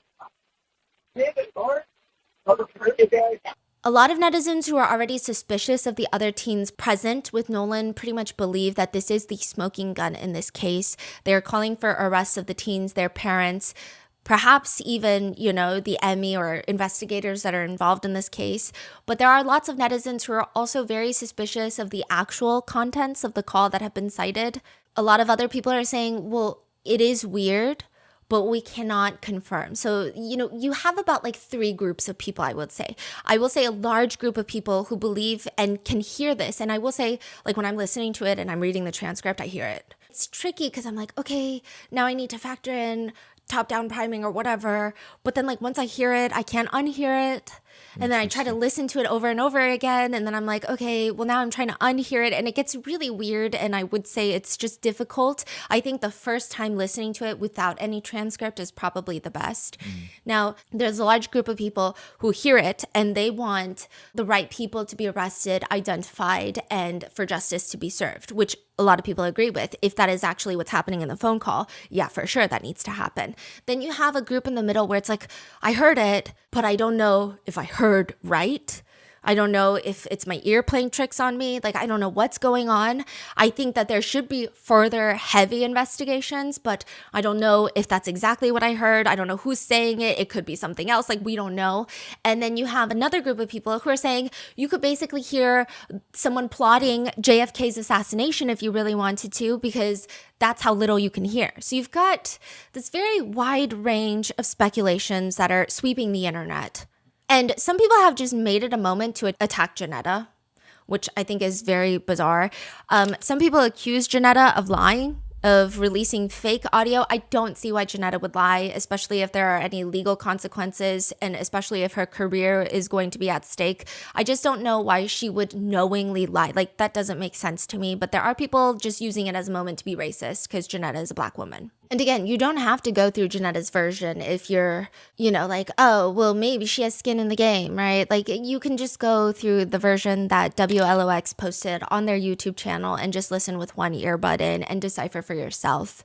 But people have accused her of trying to start some sort of race war. I mean, that's just been like an accusation that's been very loosely thrown out to pretty much everyone that's been outspoken about this case, when in reality, it just seems like a lot of people want answers. So that's been a whole thing. So after that, Janetta posted a longer cut without a transcript alongside the post. But even that, I think because how she audio enhanced it, lots of people are coming after her. So some people are saying like she's blowing the case wide open and investigators are going to come after her. Other people are saying like, how do we know your process is real and accurate? Now we're just muddying the waters even more. Some netizens believe that the audio itself is damning. They say that you can hear someone say Nolan's freaking dead. Some netizens say that they even hear splashing as if something large is hitting the water. Some netizens say that they can hear the caller say that there's 7 people on the boat and someone appears or sounds like they're counting and it sounds like they're going up to 8, but then it's 7 and, that they accidentally counted Nolan. Netizens claim that the caller's denial of the Coast Guard is very suspicious and suggests that the call was simply a means to record an alibi, though netizens say the background noise exposed them for what they were really doing, trying to figure out how to throw Nolan's body overboard. Again, a lot of this is, there are even netizens who say that the boat is sinking and there's too much weight on the boat, so they threw Nolan overboard. There's just a lot of rumors, a lot of speculations, and as of right now, it is conjecture based on what people hear when they listen to the audio clip.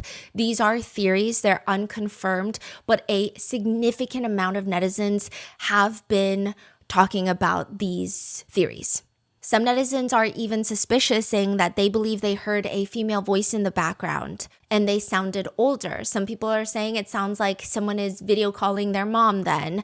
Others are saying it could be this person or that person. Others want the dispatcher of this call to be interviewed by authorities, saying she is a witness. Now, I don't know exactly what they mean by the term witness. I do think that she should probably be interviewed. Yeah, I think she is an important element. I don't know if she knew anything beyond just a dispatch call. Some people were accusing her of knowing because she heard these things and was helping to cover it up. There's just a lot of huge accusations being thrown out online. Others want actual forensic audio analysts to review the enhanced and original audio. And some netizens are saying, I just can't make out anything. And that people just want to hear what they want to hear. I think the only undeniable part of this audio being released and the social media conversation around it is I do think that if the roles were reversed and if this was a young white man who drowned and not a young black man on a boat full of young black boys, I don't think there would be as much conversation online of you're just hearing what you want to hear. I think there would be probably a more streamlined online discourse of we need justice rather than like this whole fight about it almost on the internet. That's really the only undeniable thing that has come out of this audio footage as of right now. Now we're going to go back to the other elements of the case that was filmed a few days ago, and at the very end of this audio podcast there's going to be more updates. Okay, so they drove it back to the other side and they're hanging out over there now. Yeah. Okay. And then I guess other friends make their way from Horn Island back to where they're hanging out, and everyone's like, wait, where's Nolan? They're like, wait, I thought Nolan was, I guess it seems like the conversation is more so, well, I guess I thought Nolan was coming with you. I thought Nolan was coming with you, right? And so they're freaking out, and Warren says, well, if nobody's seen Nolan and he's not, like, I'm going to call Christine, his mom, and I'm going to call the Coast Guard. So he calls Christine, and he's the friend that seemingly informs Christine that Nolan is missing. Warren? Yeah, and he also calls the Coast Guard, which is interesting that he calls the Coast Guard. So Officer Tatum even questions that, and he's like, well, if you knew that he was with a girl, why did you call the Coast Guard? Because what if he's with the girl? I'm assuming he called the girl, no? I don't know. It doesn't seem like it. It seems like Katie was texting them after the fact. Oh, so he didn't contact Katie? No, because they don't really know Katie. Oh. So I think they found Katie like through friends of friends of friends or something. That seems like what it's being insinuated. And again, I have no answers for anything, okay? So Officer Tatum is like, well, why did you call the Coast Guard? And he's like, because I've lost people I know out at Horn Island from drowning. And he's like, I'd rather be the guy that does too much and calls the Coast Guard than not. And it is interesting. So some people think that the way that he talks about boats and fishing, he seems like very well versed in boating. He also emphasizes a lot of, I guess, boating safety quite frequently. So some people believe that's the right call. Like if you're in that life where you're fishing all the time, on a boat all the time, on the water all the time, you call the Coast Guard. You're not taking chances. Other people are saying, it's weird that you called the Coast Guard right away.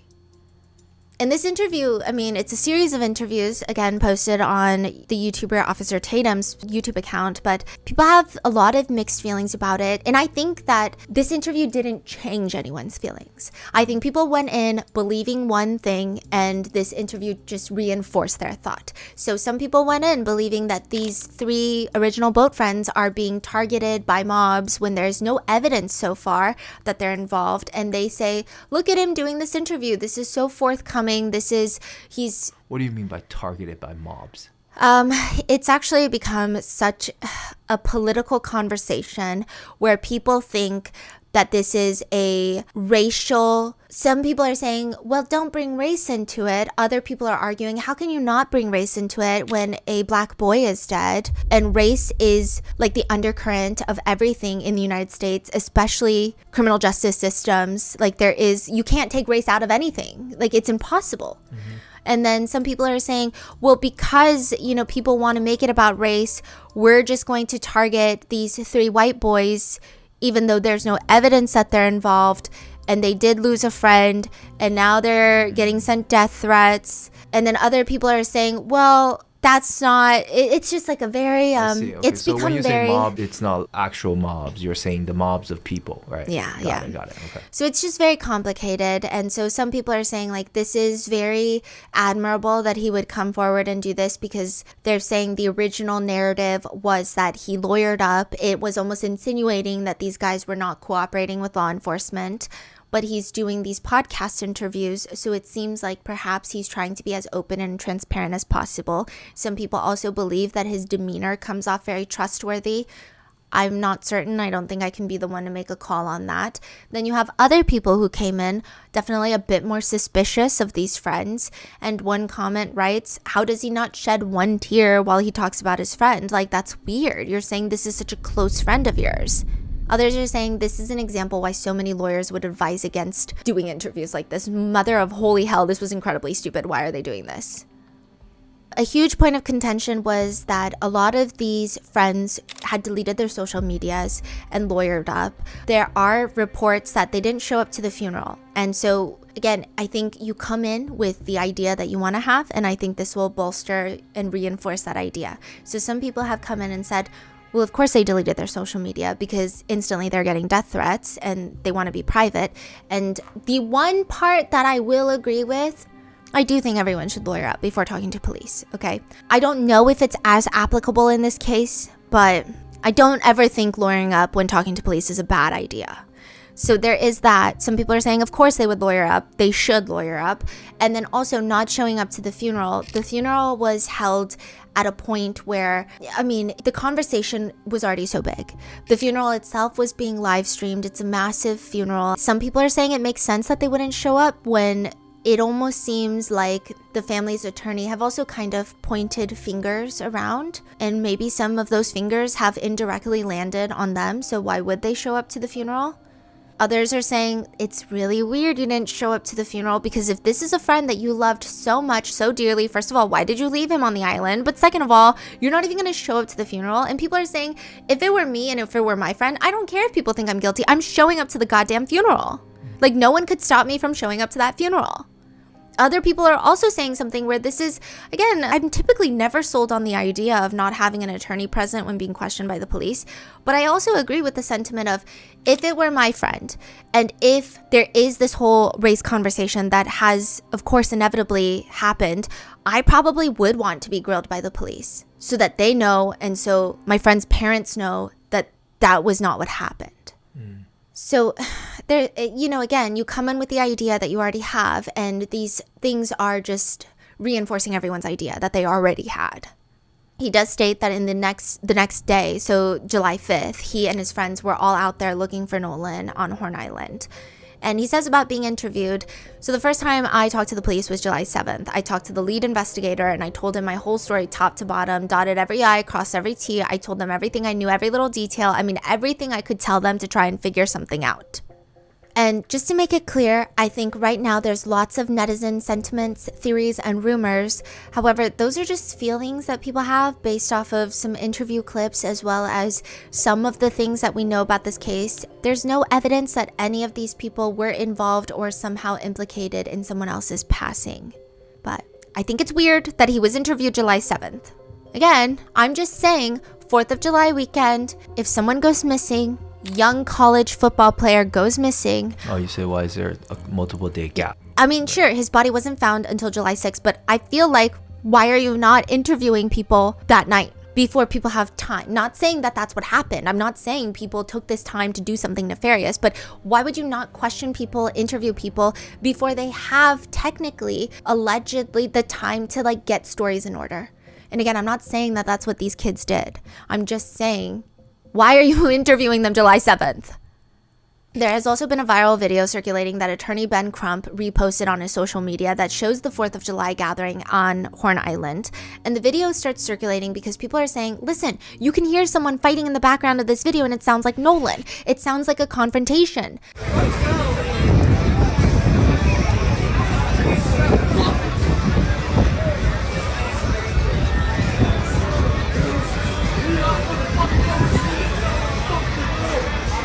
Netizens who claim to have audio enhanced it say, it sounds like maybe, possibly, Nolan is maybe possibly saying, give me my freaking phone, what are you doing? Which, okay, like people are connecting. Well, if that's true and Nolan was without his phone when they found him, maybe he got into some sort of altercation with the original boat friends that he came with. Is that a confrontation? Like, is that what happened and they left him without his phone, or maybe something more nefarious happened? There is no proof of that, you know, or that this is even Nolan in the video, or that's what's even being said. However, one of Nolan's friends has come on to Good Morning America to state that he's actually the one in the video, not Nolan. Some guy started a fight with him and Nolan wasn't even involved. He tells ABC News, that's me yelling. There was no talk about a phone in that video. That's the video I'm referring to. That's me yelling. Some people believe the friend, others do not. Some people think it's weird that the friend is coming forward to say this because they're like, okay, everyone around Nolan, I will say it seems rough. A lot of them are getting a lot of social media backlash, death threats. But like suddenly you have this guy who's like, oh, I'm his friend. By the way, that's not Nolan in it. Some people are saying it's weird. One of the boat friend too? No, this is a different friend by the name of Tristan. And he continues to state, nobody would ever hurt Nolan in our friend group. We would die for him. We would do everything in our power for that guy. If he needed anything, we would do it. Nolan brought us all together. He also says it's normal for everyone to leave their phones in the boats. He says all our friends are out there. Who are we communicating with? And we're in salt water. We're not in fresh water. When Nolan got in the water, he put his phone on the boat dash, also with probably 15 other phones.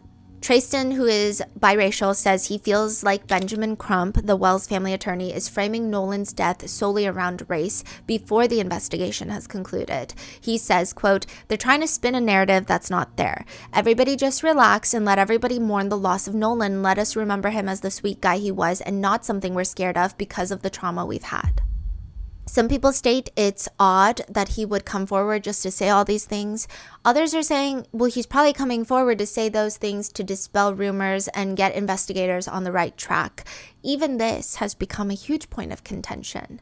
Nolan's parents have come out to state, so first of all, we don't know Tristan. We've never met him. So to say, you know, best friend, childhood friend, that's a bit of a stretch.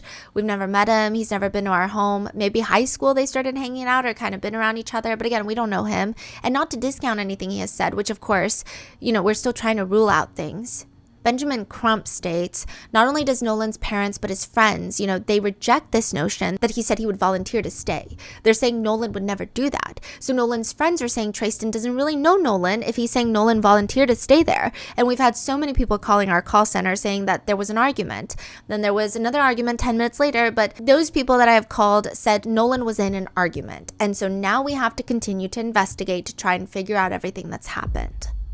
Really, there's no better way to describe this case other than people have formed an opinion and they are sticking by it, and every little thing anybody does, they're just using it to bolster their opinion. So for example, Attorney Crump reposting this footage, a lot of people are saying, well, he should, because The investigators don't seem like they're getting answers, so we need to get answers. So he's amplifying this footage in connection to Nolan Wells' death so that maybe someone who was there knew something, heard something, and they can come forward. Or it gives more context, or it gives the public an idea of what was happening that day. Others are saying maybe it's not the best idea for an attorney to repost footage that is unverified, is highly speculative. It just seems like it could damage a lot of other people around who may not be involved at all. And then other people are saying, well, why do you care about who's being damaged when a young boy is dead? That's the priority. So it's a lot of back and forth. But a lot of people around Nolan Wells seems to have received death threats. Trayson says that he's been receiving death threats ever since his interviews, and he's no longer going to be talking about much of it online. Benjamin Crump, the attorney, says, it's just weird. Basically, he's saying, quote, that's what a witness told us. That's what we put out. And then another witness has come forward and said, no, that was his voice. So saying it's like Nolan's voice in the footage. And we have other witnesses who said there were other altercations. We're trying to go through it all. We have audio people doing it, but we know certain people said it was him, and there were certain people who said it was not him. So it's tricky. It's messy. It's likely further traumatizing Nolan's family, who just want answers. Then a new video starts circulating by way of TMZ, and they state this is a video of Nolan around 2 p.m. that day. He's seen on the back of a boat, shirtless. A few things to note from this video. The boat is anchored pretty deep, so I guess it would be kind of tricky to get your phone, but I would still probably get a wet bag or hold it above my head while I'm waddling ashore. But that's just me because I'm so attached to my phone when it comes to like just being able to even call 911. I would just want my phone. But that's my personal feeling. I'm not saying that's what happened. That's not what people are focused on, though. Some people are focused on the fact that he's shirtless. It was reported that he was found fully clothed. Now, that report has been more or less debated. See, it's like everything is debated. We don't even know if he was found fully clothed or just with his swim trunks, okay? But that initial discrepancy started causing a lot of stir online again. Because he's in the video 2 p.m. shirtless, but then some reports were saying he was found fully clothed. So he went back to the boat to get a shirt, but he didn't go back to the boat to get his phone. People are saying it's weird. None of this makes sense. Now, I will clarify again, another official with the group that found Nolan clarified with media that he was not found fully clothed, that he was found only wearing swim trunks. So I don't know where that even came. When we observed him from the air, yeah, he was face down and he was wearing swim trunks and only swim trunks. I think that the term fully clothed just got taken out of context. Because we don't have answers, there are just theories circulating online. Let's break down some of those theories. The first theory is that the original boat friends, that they don't make sense. The family says that they went through the phone's location history and they think that some of the information is just not adding up with what people have been telling them happened that day. Also, there doesn't appear to be any Snapchat activity for the 24 hours prior to Nolan going missing. So all day of July 4th, there's no Snapchat activity. No saved Snapchat photos from 4th of July. They think it's weird because Nolan loves taking pictures. That's what the family is saying. So now he just decides that he's not going to take his phone with him, but also that he's not going to do anything on his phone all day. No saved photos, nothing. Nolan's mom states on Good Morning America, we went into his Snapchat, he had 2 accounts, absolutely nothing. It wasn't even 24 hours, which is how long videos and pictures stay in on Snapchat. And I was just like, that can't be. I've seen Nolan. Whenever he snaps, when he goes and he's having fun, he does videos. There was absolutely nothing. No saved videos. And even my sister was like, yeah, that's suspicious. Again, we don't know if anything was deleted or if this was a setting on Nolan's phone or if it was deleted purposefully. But if it was deleted purposefully, I would say that would mean that someone would have to answer to why they would do that. The family want to have their own experts examine the device first before handing it over to law enforcement, which is an understandable measure. The biggest concern, however, is the chain of custody issues and somehow causing the phone to be inadmissible evidence in court. Not that I'm saying that there's going to be a trial, but Benjamin Crump has come out to state, we also agreed that we would have a mutual inspection of the cell phone with our experts and the police's experts. So everybody will be able to see at the same time what the cell phone has. Another part that's interesting is that the family say the location data just doesn't add up with some of the things that people have said that day. I don't know. They haven't really gone in depth specifically about what's not making sense. However, I think it will be interesting for authorities to subpoena cell tower data or data from phone carriers, because I think if it could possibly show if his movement was moving around on the island versus staying stationary on the boat. Those are different, and just based off other cases, that seems like a possible thing that they could do. Or another possibility is they could potentially track when phones were last unlocked, used, That was my question. So if they're able to get to that, that would be a huge break in the case, I think, or at least the right step in the direction of what type of investigation this case is. One thing that gets a lot of people is, really, would he just leave his phone? That doesn't make sense. Some locals and some of Nolan's friends have come forward to say that it's actually the norm to leave your phone on the boat when you go to Horn Island. I will note that the water is probably more waist deep, if not a little bit deeper from the videos that I could see of people anchoring the boats. So it's not a situation where you're going to be fully submerged. I imagine people are holding drinks in one hand. Maybe they're holding their phone. I don't know. But others have said, no, you go to Horn Island, you leave your phone on the boat. It's not that it's deep, but the water is murky. And they're saying, like, you're dropping your phone into seawater, you're not getting your phone back. It's not going to be okay. Also, who are you talking to? All your friends are on Horn Island. There's some reports that Nolan and many others were drinking on the island, so maybe Nolan was so drunk that he didn't really even think about or care for his phone. But then that's also questionable, why his friends would leave him when he's that intoxicated. Which is less about criminal liability, perhaps, and more so a point about morals. But again, that's just my opinion, which that doesn't mean that Nolan was indeed intoxicated. There are no toxicology reports that have come back. That doesn't mean he was visibly intoxicated that a friend would notice, or that the friends did notice and didn't say anything. I'm just saying the theory, if true, opens up a whole new set of doors to a whole new set of problems. But even the original reasoning for his phone not being on his person doesn't make sense to Nolan's family and friends. They say, I don't know any 18-year-old, if you go with their story, that he said he was going to stay behind. I'm going to leave my cell phone behind. It's just not adding up. One of his close friends starts telling CNN, I don't think Nolan would say, bro, I'm staying with this girl on the island. Y'all go ahead and go back. I've never known Nolan to stay back. Watch his friends leave. He's always been the guy where if he rode with you, he's going to come back with you. And another thing that's odd about it is, if Katie did say that the last time she spoke to Nolan was when the guys were yelling at her to get on the boat, it's kind of weird because he stayed back to talk to this girl and then they don't talk again. Yeah, that doesn't make sense. Like, if he stayed back to talk to this girl and then the girl is like, yeah, I didn't see him after he told his friends he was going to stay back to talk to me, and then we just stopped talking. Like, is that what we are to believe? Right. Is that what that's insinuating? I don't know, because I don't have the full statement. I don't even know if these are verified statements. Now, another theory from then is that maybe something could have happened on the island. If someone was already getting into altercations, because that video, the friend was like, oh, that's not Nolan, that's me.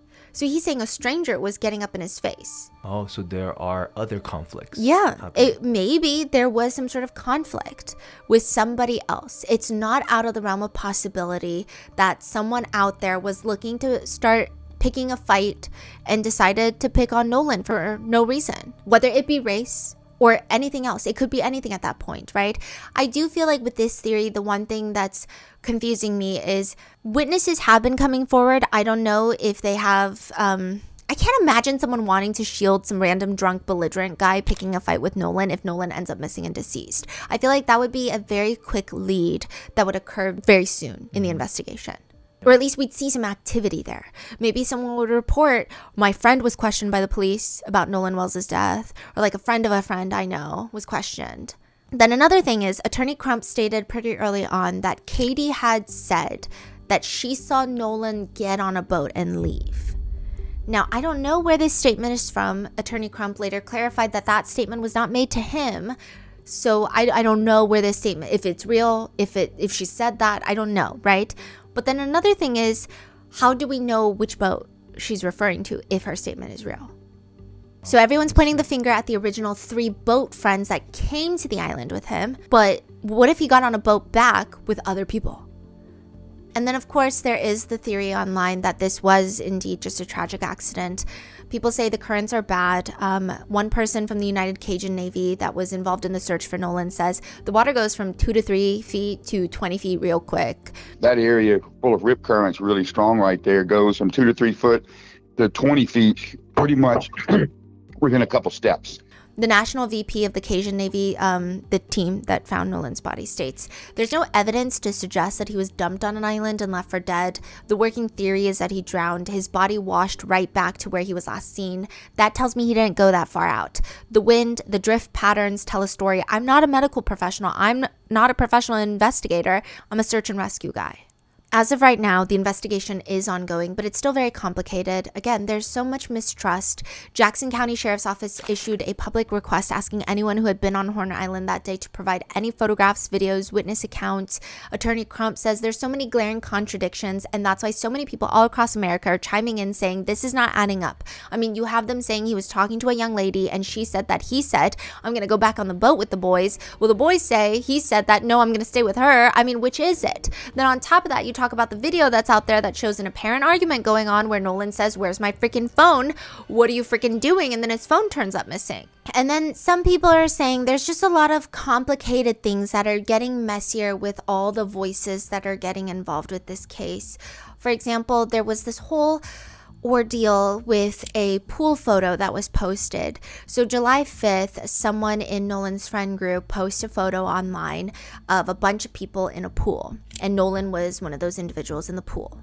Now, because it was posted July 5th, a lot of internet netizens have come up with this new theory that Nolan made it back to mainland. He actually came back, and then something nefarious happened to him, and then they took him back out to Horn Island and dumped his body. What's the context behind that photo? It's just post. I like think an old photo post? No, I think okay, so that photo is actually from June 27th, and I think that individual was probably just posting a bunch of photos.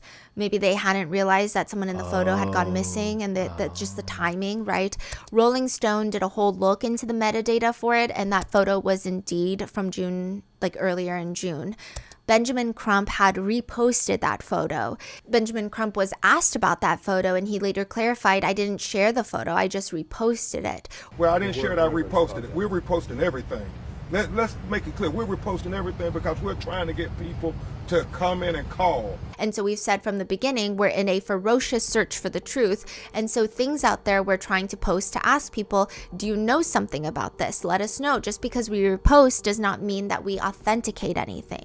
Just because we repost does not mean that we authenticate anything. So you have a lot of people saying, well, see, now you're just adding to conspiracy theories, and it's actually perhaps a little even reckless for an attorney to do these things. But then you have other people saying, well, if the investigators did their jobs, the attorneys wouldn't have to do this. Like, it must be nice to come from that place where the attorneys don't have to do that. But in this situation, it doesn't seem like the investigators are doing their jobs. So sorry, Benjamin Crump is not a certified investigator, but at least he's trying.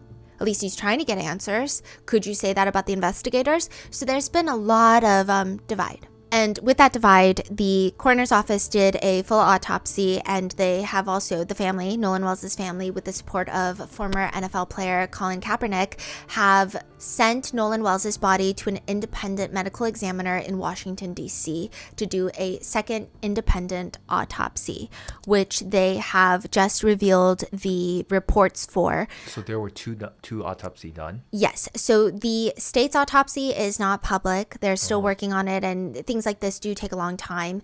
But I guess they were done enough with their part that they were able to send Nolan's body and have him transported to Washington, D.C. for the family's independent autopsy. Attorney Crump says we have to respect his parents saying that we want an independent investigation because we're not trusting people who are affiliated with Mississippi law enforcement. We have had too many lived experiences as Black people in America. It's not adding up. It's simply not adding up. We have too many lived experiences as Black people in America. It's not adding up. It is simply not adding up. They have released the second autopsy's findings. They worked with Dr. Roger Mitchell, who is president of the National Medical Association, and there are a few notable things from the autopsy. So the most notable thing is there is red discoloration in the deep soft tissues overlaying the occipital bones, which it's right here in the back of the head. It's like the back part of the skull, the bone in the back, right? One expert says the findings, that's the thing with autopsies, again. A layperson cannot interpret the findings really well. Mm-hmm. It's really hard to read an autopsy and know what it means because the whole point of an autopsy is the least amount of conclusions are made.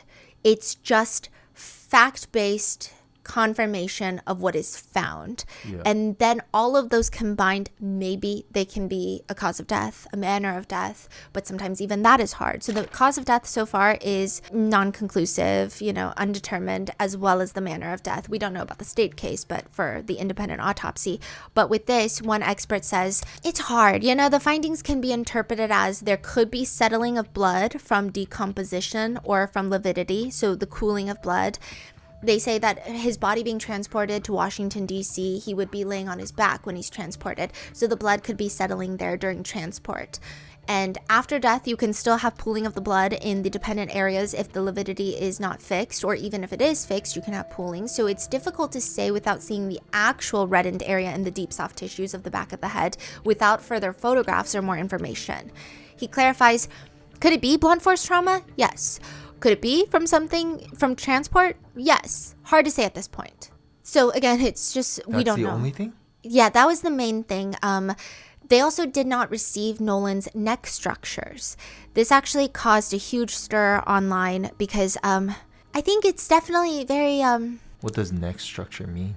His hyoid bone, the things inside of his neck. I think when you just hear that, it is very jarring to think that. Why would they not give his neck structures if there's something in the neck structures that could help them solve the case? It's just weird, right?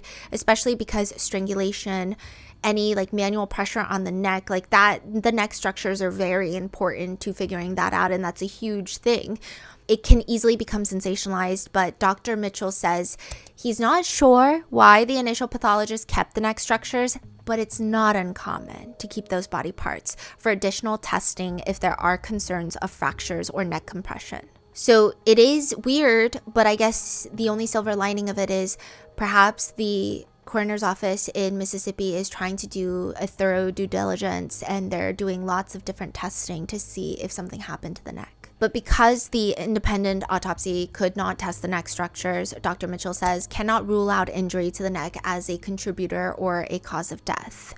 Another expert says this is pretty common. That's often the problem with second autopsies is structures are kept by the initial medical examiner for further testing or further evaluation. So the second autopsy is often limited by this. So the problem is the neck structures we're talking about, the hyoid bone, thyroid cartilage, are the structures that are often involved with strangulation. They can be taken by a medical examiner, dissected, evaluated for fractures or injuries or something of that nature, but then they're kept.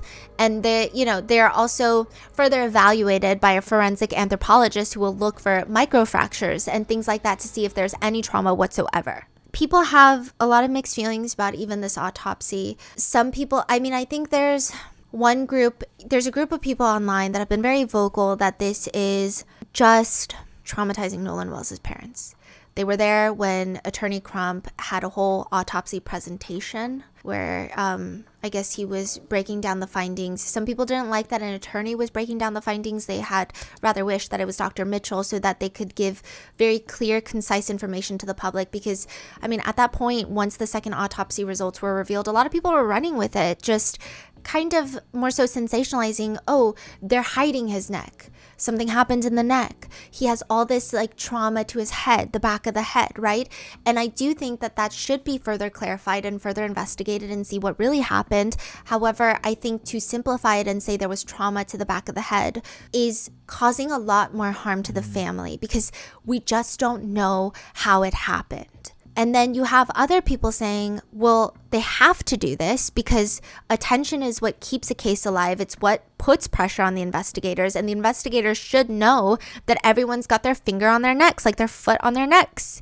And then you have just another group of people, which I think I tend to agree with more, is whatever the reason or the case may be, why the family and the attorney felt compelled to do this, I think that in itself is the depressing thing. We live in a world where they feel like, I don't think anyone would want to do that. I don't think any family member, parents would want their child's autopsy blown up and presented to the public and dissected bit by bit.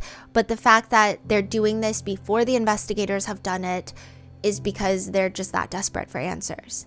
I think that's just the more depressing part. Nolan had his funeral. It was live streamed. There were lots of people in attendance. I believe Tyler Perry helped fund the funeral, pay for the funeral expenses. A lot of people, loved ones, spoke up. It's just, it's kind of sad that Nolan's entire life has almost come down to this very divisive political conversation when he just had such a bright life. Like, he did a podcast with his friends a year ago, and it's just an episode where they're talking about their current experience in college football, and it's so evident that Nolan's life was dedicated to football. He talks about how his team had faced some losses recently, and it's just, he has a very tenacious spirit. He says, I really feel the further on during the season, it's going to really just make us better as a team overall, because we've been through the adversity, we've been through the hardship. So really just stay in the course, keep going, see what makes us a better team. It really starts showing. If you want it, you've got to go get it. He's a receiver. He says his favorite part is, I really just like it's the one-on-one matchup, scoring touchdowns, me versus you. Yeah, that's what I really like about it. One of his friends writes a tribute on Instagram in loving memory of Nolan Wells.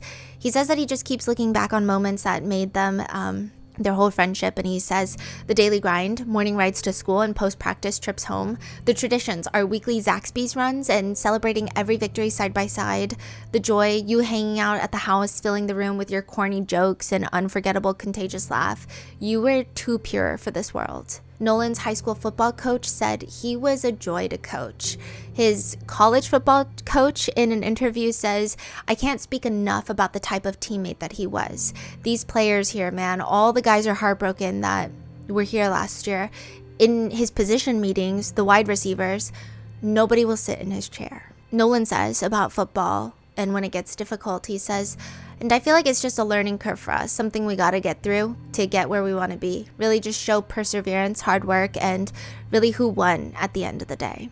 He always wanted to play at Mississippi State. That's where his dad played, but he is he's at a different college. He was at a different college, and he said that he really likes the team. He says it's like a brotherhood, school, community, classroom, everything. Like just really having love for your teammates. But again, it's just kind of, it's unfortunately in this like very depressing quest for Nolan's parents to get justice, I can see how this case has bloomed into something so big. Hopefully at the end it will be for the greater good and for the positive good. But the FBI seems to be involved with assisting with forensic examinations of digital evidence investigators have collected during the investigation. The sheriff states we have interviewed approximately 60 witnesses. Again, our investigation is ongoing and active. A side note from the future, there have been a few updates that I want to go over briefly, including the new 15-page MDMR report. It doesn't really tell us much. It's not a smoking gun in any sense of the phrase. It's like if you asked your friend to borrow a book and they ripped out a random page in the book and gave it to you. You're not exactly getting answers. You're getting some context, but not really any answers. There has been new developments on the social media front of this case. In the 15-page MDMR report, a young man named Bart Edmiston Jr. was listed. He was piloting a separate boat when, according to the report, he helped the Triton, the boat with all the teens who made the sea tow call, right? That's the boat that Nolan went out on. Bart's assistance has been cited as the reason that the grandfather of the caller, the owner of the Triton, declined requests from help. Does that make sense? So the report is almost making it seem like the boy on the boat called the dispatch, was like, we need a tow. And then they put him on hold. They also called the grandfather who owns the boat. And then maybe this other boat with Bart in it was sailing on by and was like, here, let me help you. I'm right here. Right? How do they know this? Just some Bart said this is what happened? Yes. Okay. Now, is that what happened? That's what Bart said happened, right? Wait, but that doesn't make sense because if Bart helped them fix the boat, did it happen in like 2 seconds in the middle of those two calls? Because both of them were calling the... So the people who are inclined to believe that this is the complete and utter factual series of events, they believe that when dispatch put the guys on the boat on hold and was talking to the captain, that they were already calling the grandpa who owns the boat. Who's calling grandpa? Someone on the boat is calling the owner of the boat. Of course. Right? Otherwise, how would the grandpa know? You know, people kind of, they split into different groups I've seen people online saying like the grandpa was on the phone with the captain and then his grandson, like literally we don't have any proof of any of this, like of the timelines, What right? exactly is this listed in this report about Bart? He helped tow the boat. To the other side? Enough so that the water could get out of the boat. Did this happen before the grandpa told them not to come or after, right? It's saying that the reason the grandpa told them not to come is because Bart was going to help tow the boat. Or was going to. Yeah, so maybe he just showed up and it's not like, oh, I'm actively towing the boat, but it was like, hey, I'm going to help you tow the boat. And then the grandpa was like, we don't need you guys. Who is Bart? A friend? Again, we don't know. Oh. Like, we don't know anything, really. That's what I'm telling you. It's like ripping a page out of a book and it's like, I don't know. And then even this, by the way, is a theory of people who believe that Nolan's death was an accidental drowning and not something nefarious. So they think the timeline adds up and they're filling in the blanks. Just like how people who don't believe it's an accidental drowning are filling in the blanks because we don't have a lot of the information that Nolan's family needs. Right. Okay. So like none of this, like I can't even tell you, like if I right. just tell you exactly what all these verified reports and these things are saying, we get like nothing. It's a whole bunch of nothing, like nothing that makes any sense. Not that stories aren't adding up, but I'm just saying nothing makes sense in terms of a full timeline. Yes, a full picture of the series of events. Yes.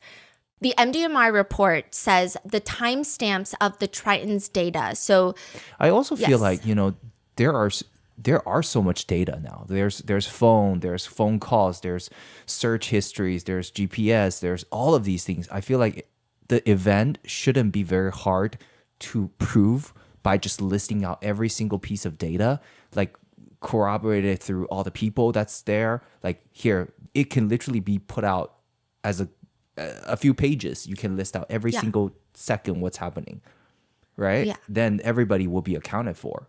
I don't get it either. Right. That's what I think. I have seen lots of people voice that opinion, and I have seen pushback on that opinion as well.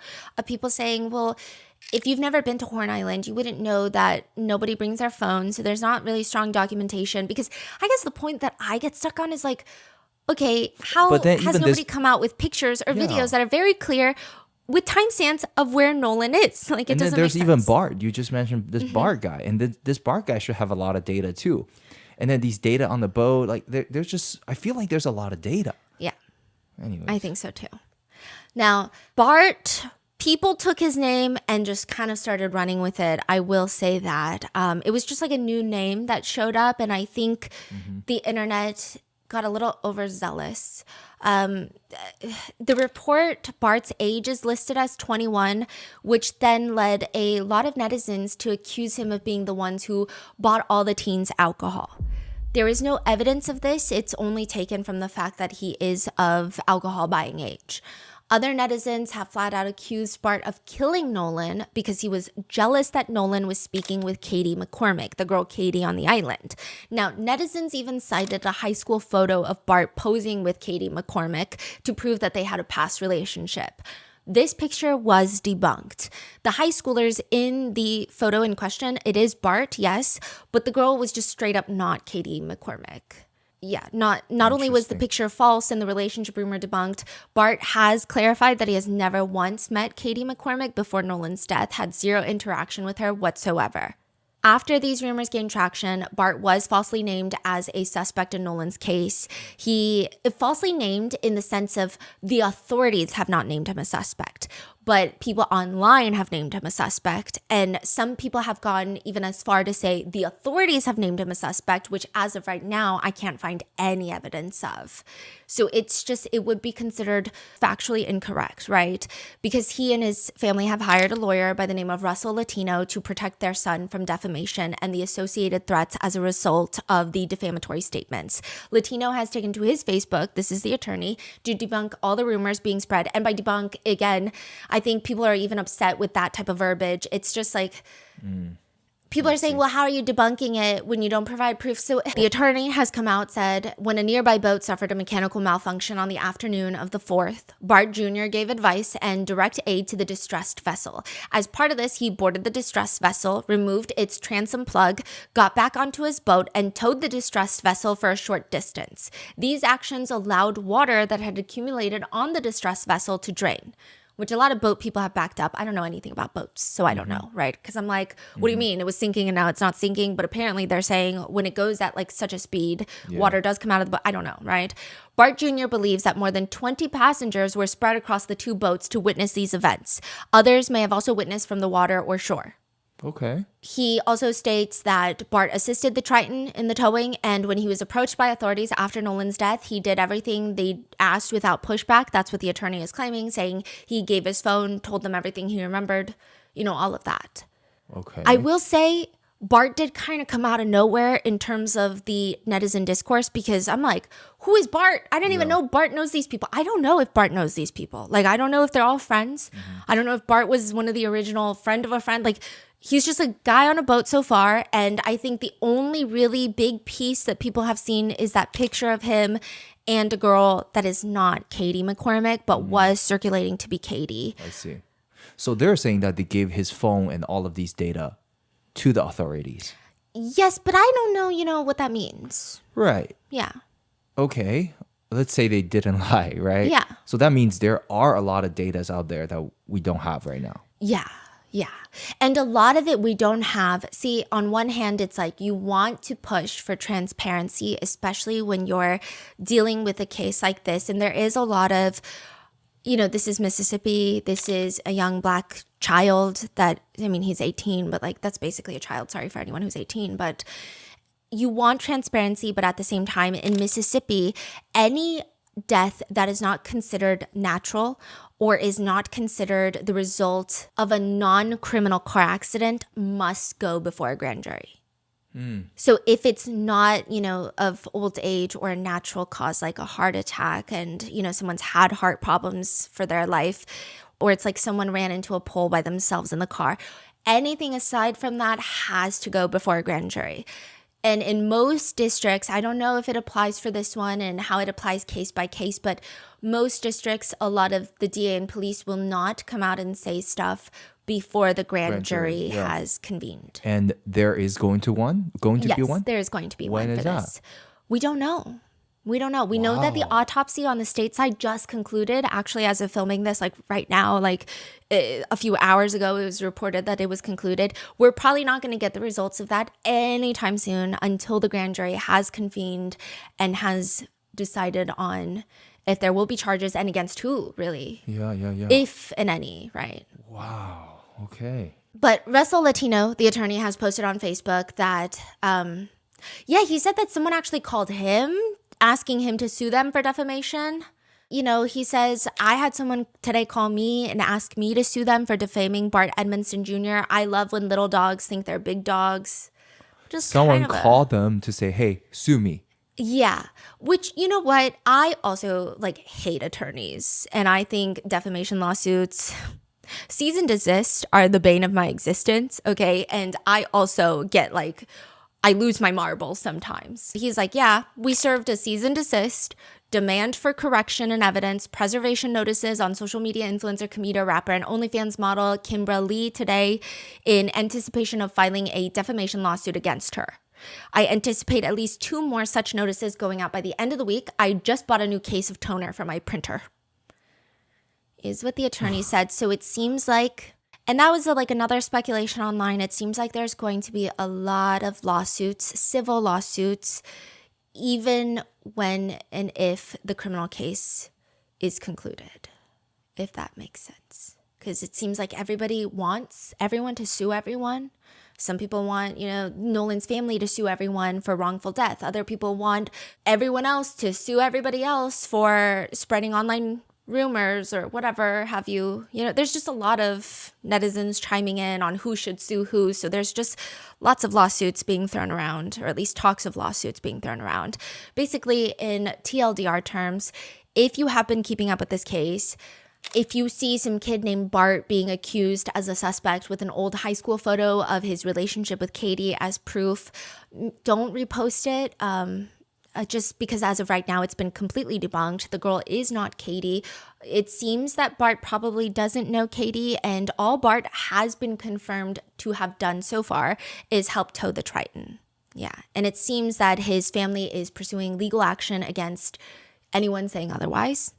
Now, as for fully verifiable case updates on the proven and confirmed legal side of things, Jackson County District Attorney has publicly confirmed that 1, Nolan's Mississippi Emmy's official autopsy report will not be released until grand jury review, and 2, investigators and prosecutors are directed by state rules not to make comments or release information that could affect the integrity of the grand jury review.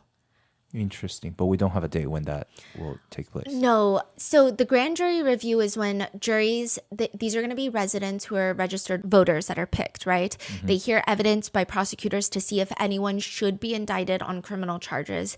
And according to the DA, this happens in every county, in every sort of death case, except for deaths by natural causes and non-criminal car wrecks.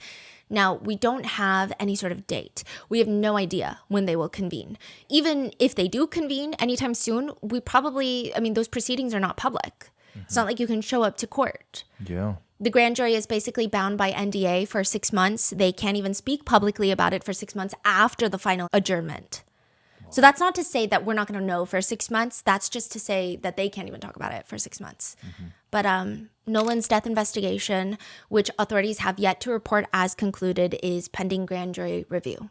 One thing that authorities have been quick to share, though, is Public Safety Commissioner Sean Tyndall has reminded the public that intimidating witnesses and public officials is a felony, which I think a lot of people also took issue with. It's like, oh, so that's like the one statement you're going to really make during all of this. Okay, great. Out of all the statements you could have made, that's the one. But for Nolan Wells and his family, the answers that they desperately want still remain unknown. They continue to await the results of the Mississippi Emmy's autopsy. They will find out before the public, so I think they're trying to set up a meeting with the family in due time, like probably within the day or two. You'll probably get more updates if the family does speak out on it, but they have subpoenaed for the preservation of Nolan's data on his social media accounts, including Snapchat, Life360, I believe some of the other big social media platforms. And I think it's so interesting that there are people who are pushing back against the family, saying they're doing too much. And I just think that's a little odd of how is that doing too much? They did have a press release on July 30th where Attorney Ben Crump, has mentioned he has reviewed the full audio from the CETO. We'll be having it analyzed by engineers, though nothing else has really been announced about the audio beyond that. And that is really where we are as of right now. Of course, there will be many updates to come, and we're going to add a pinned comment. And if there are any significant updates, we may have to do an additional episode, but that is it for right now. I also, one thing I do think is something to leave off on is a lot of people have been citing that there is confirmation bias at play. Like, oh, well, because you want or you think something happened, you're going to hear something in the audio. You're going to see everything in this way. And I think if you just leave this case and think about why that confirmation bias exists and why people have this pattern that they have recognized from the criminal justice system by living as a Black individual in America, I think that is perhaps a broader conversation that could be had after we get justice for Nolan Wells and his family, or at least answers for Nolan Wells and his family, because there's a reason that the confirmation bias exists. There's a reason people feel so uneasy. There's a reason people feel so distrustful of authorities. And I think that is the pain point that a lot of people are just ignoring. They're just saying like, oh, you have confirmation bias. But it's like, okay, well, what created that? So that is where I leave you with this case. Let me know your thoughts on this one. Please stay safe, and I will see you in the next one.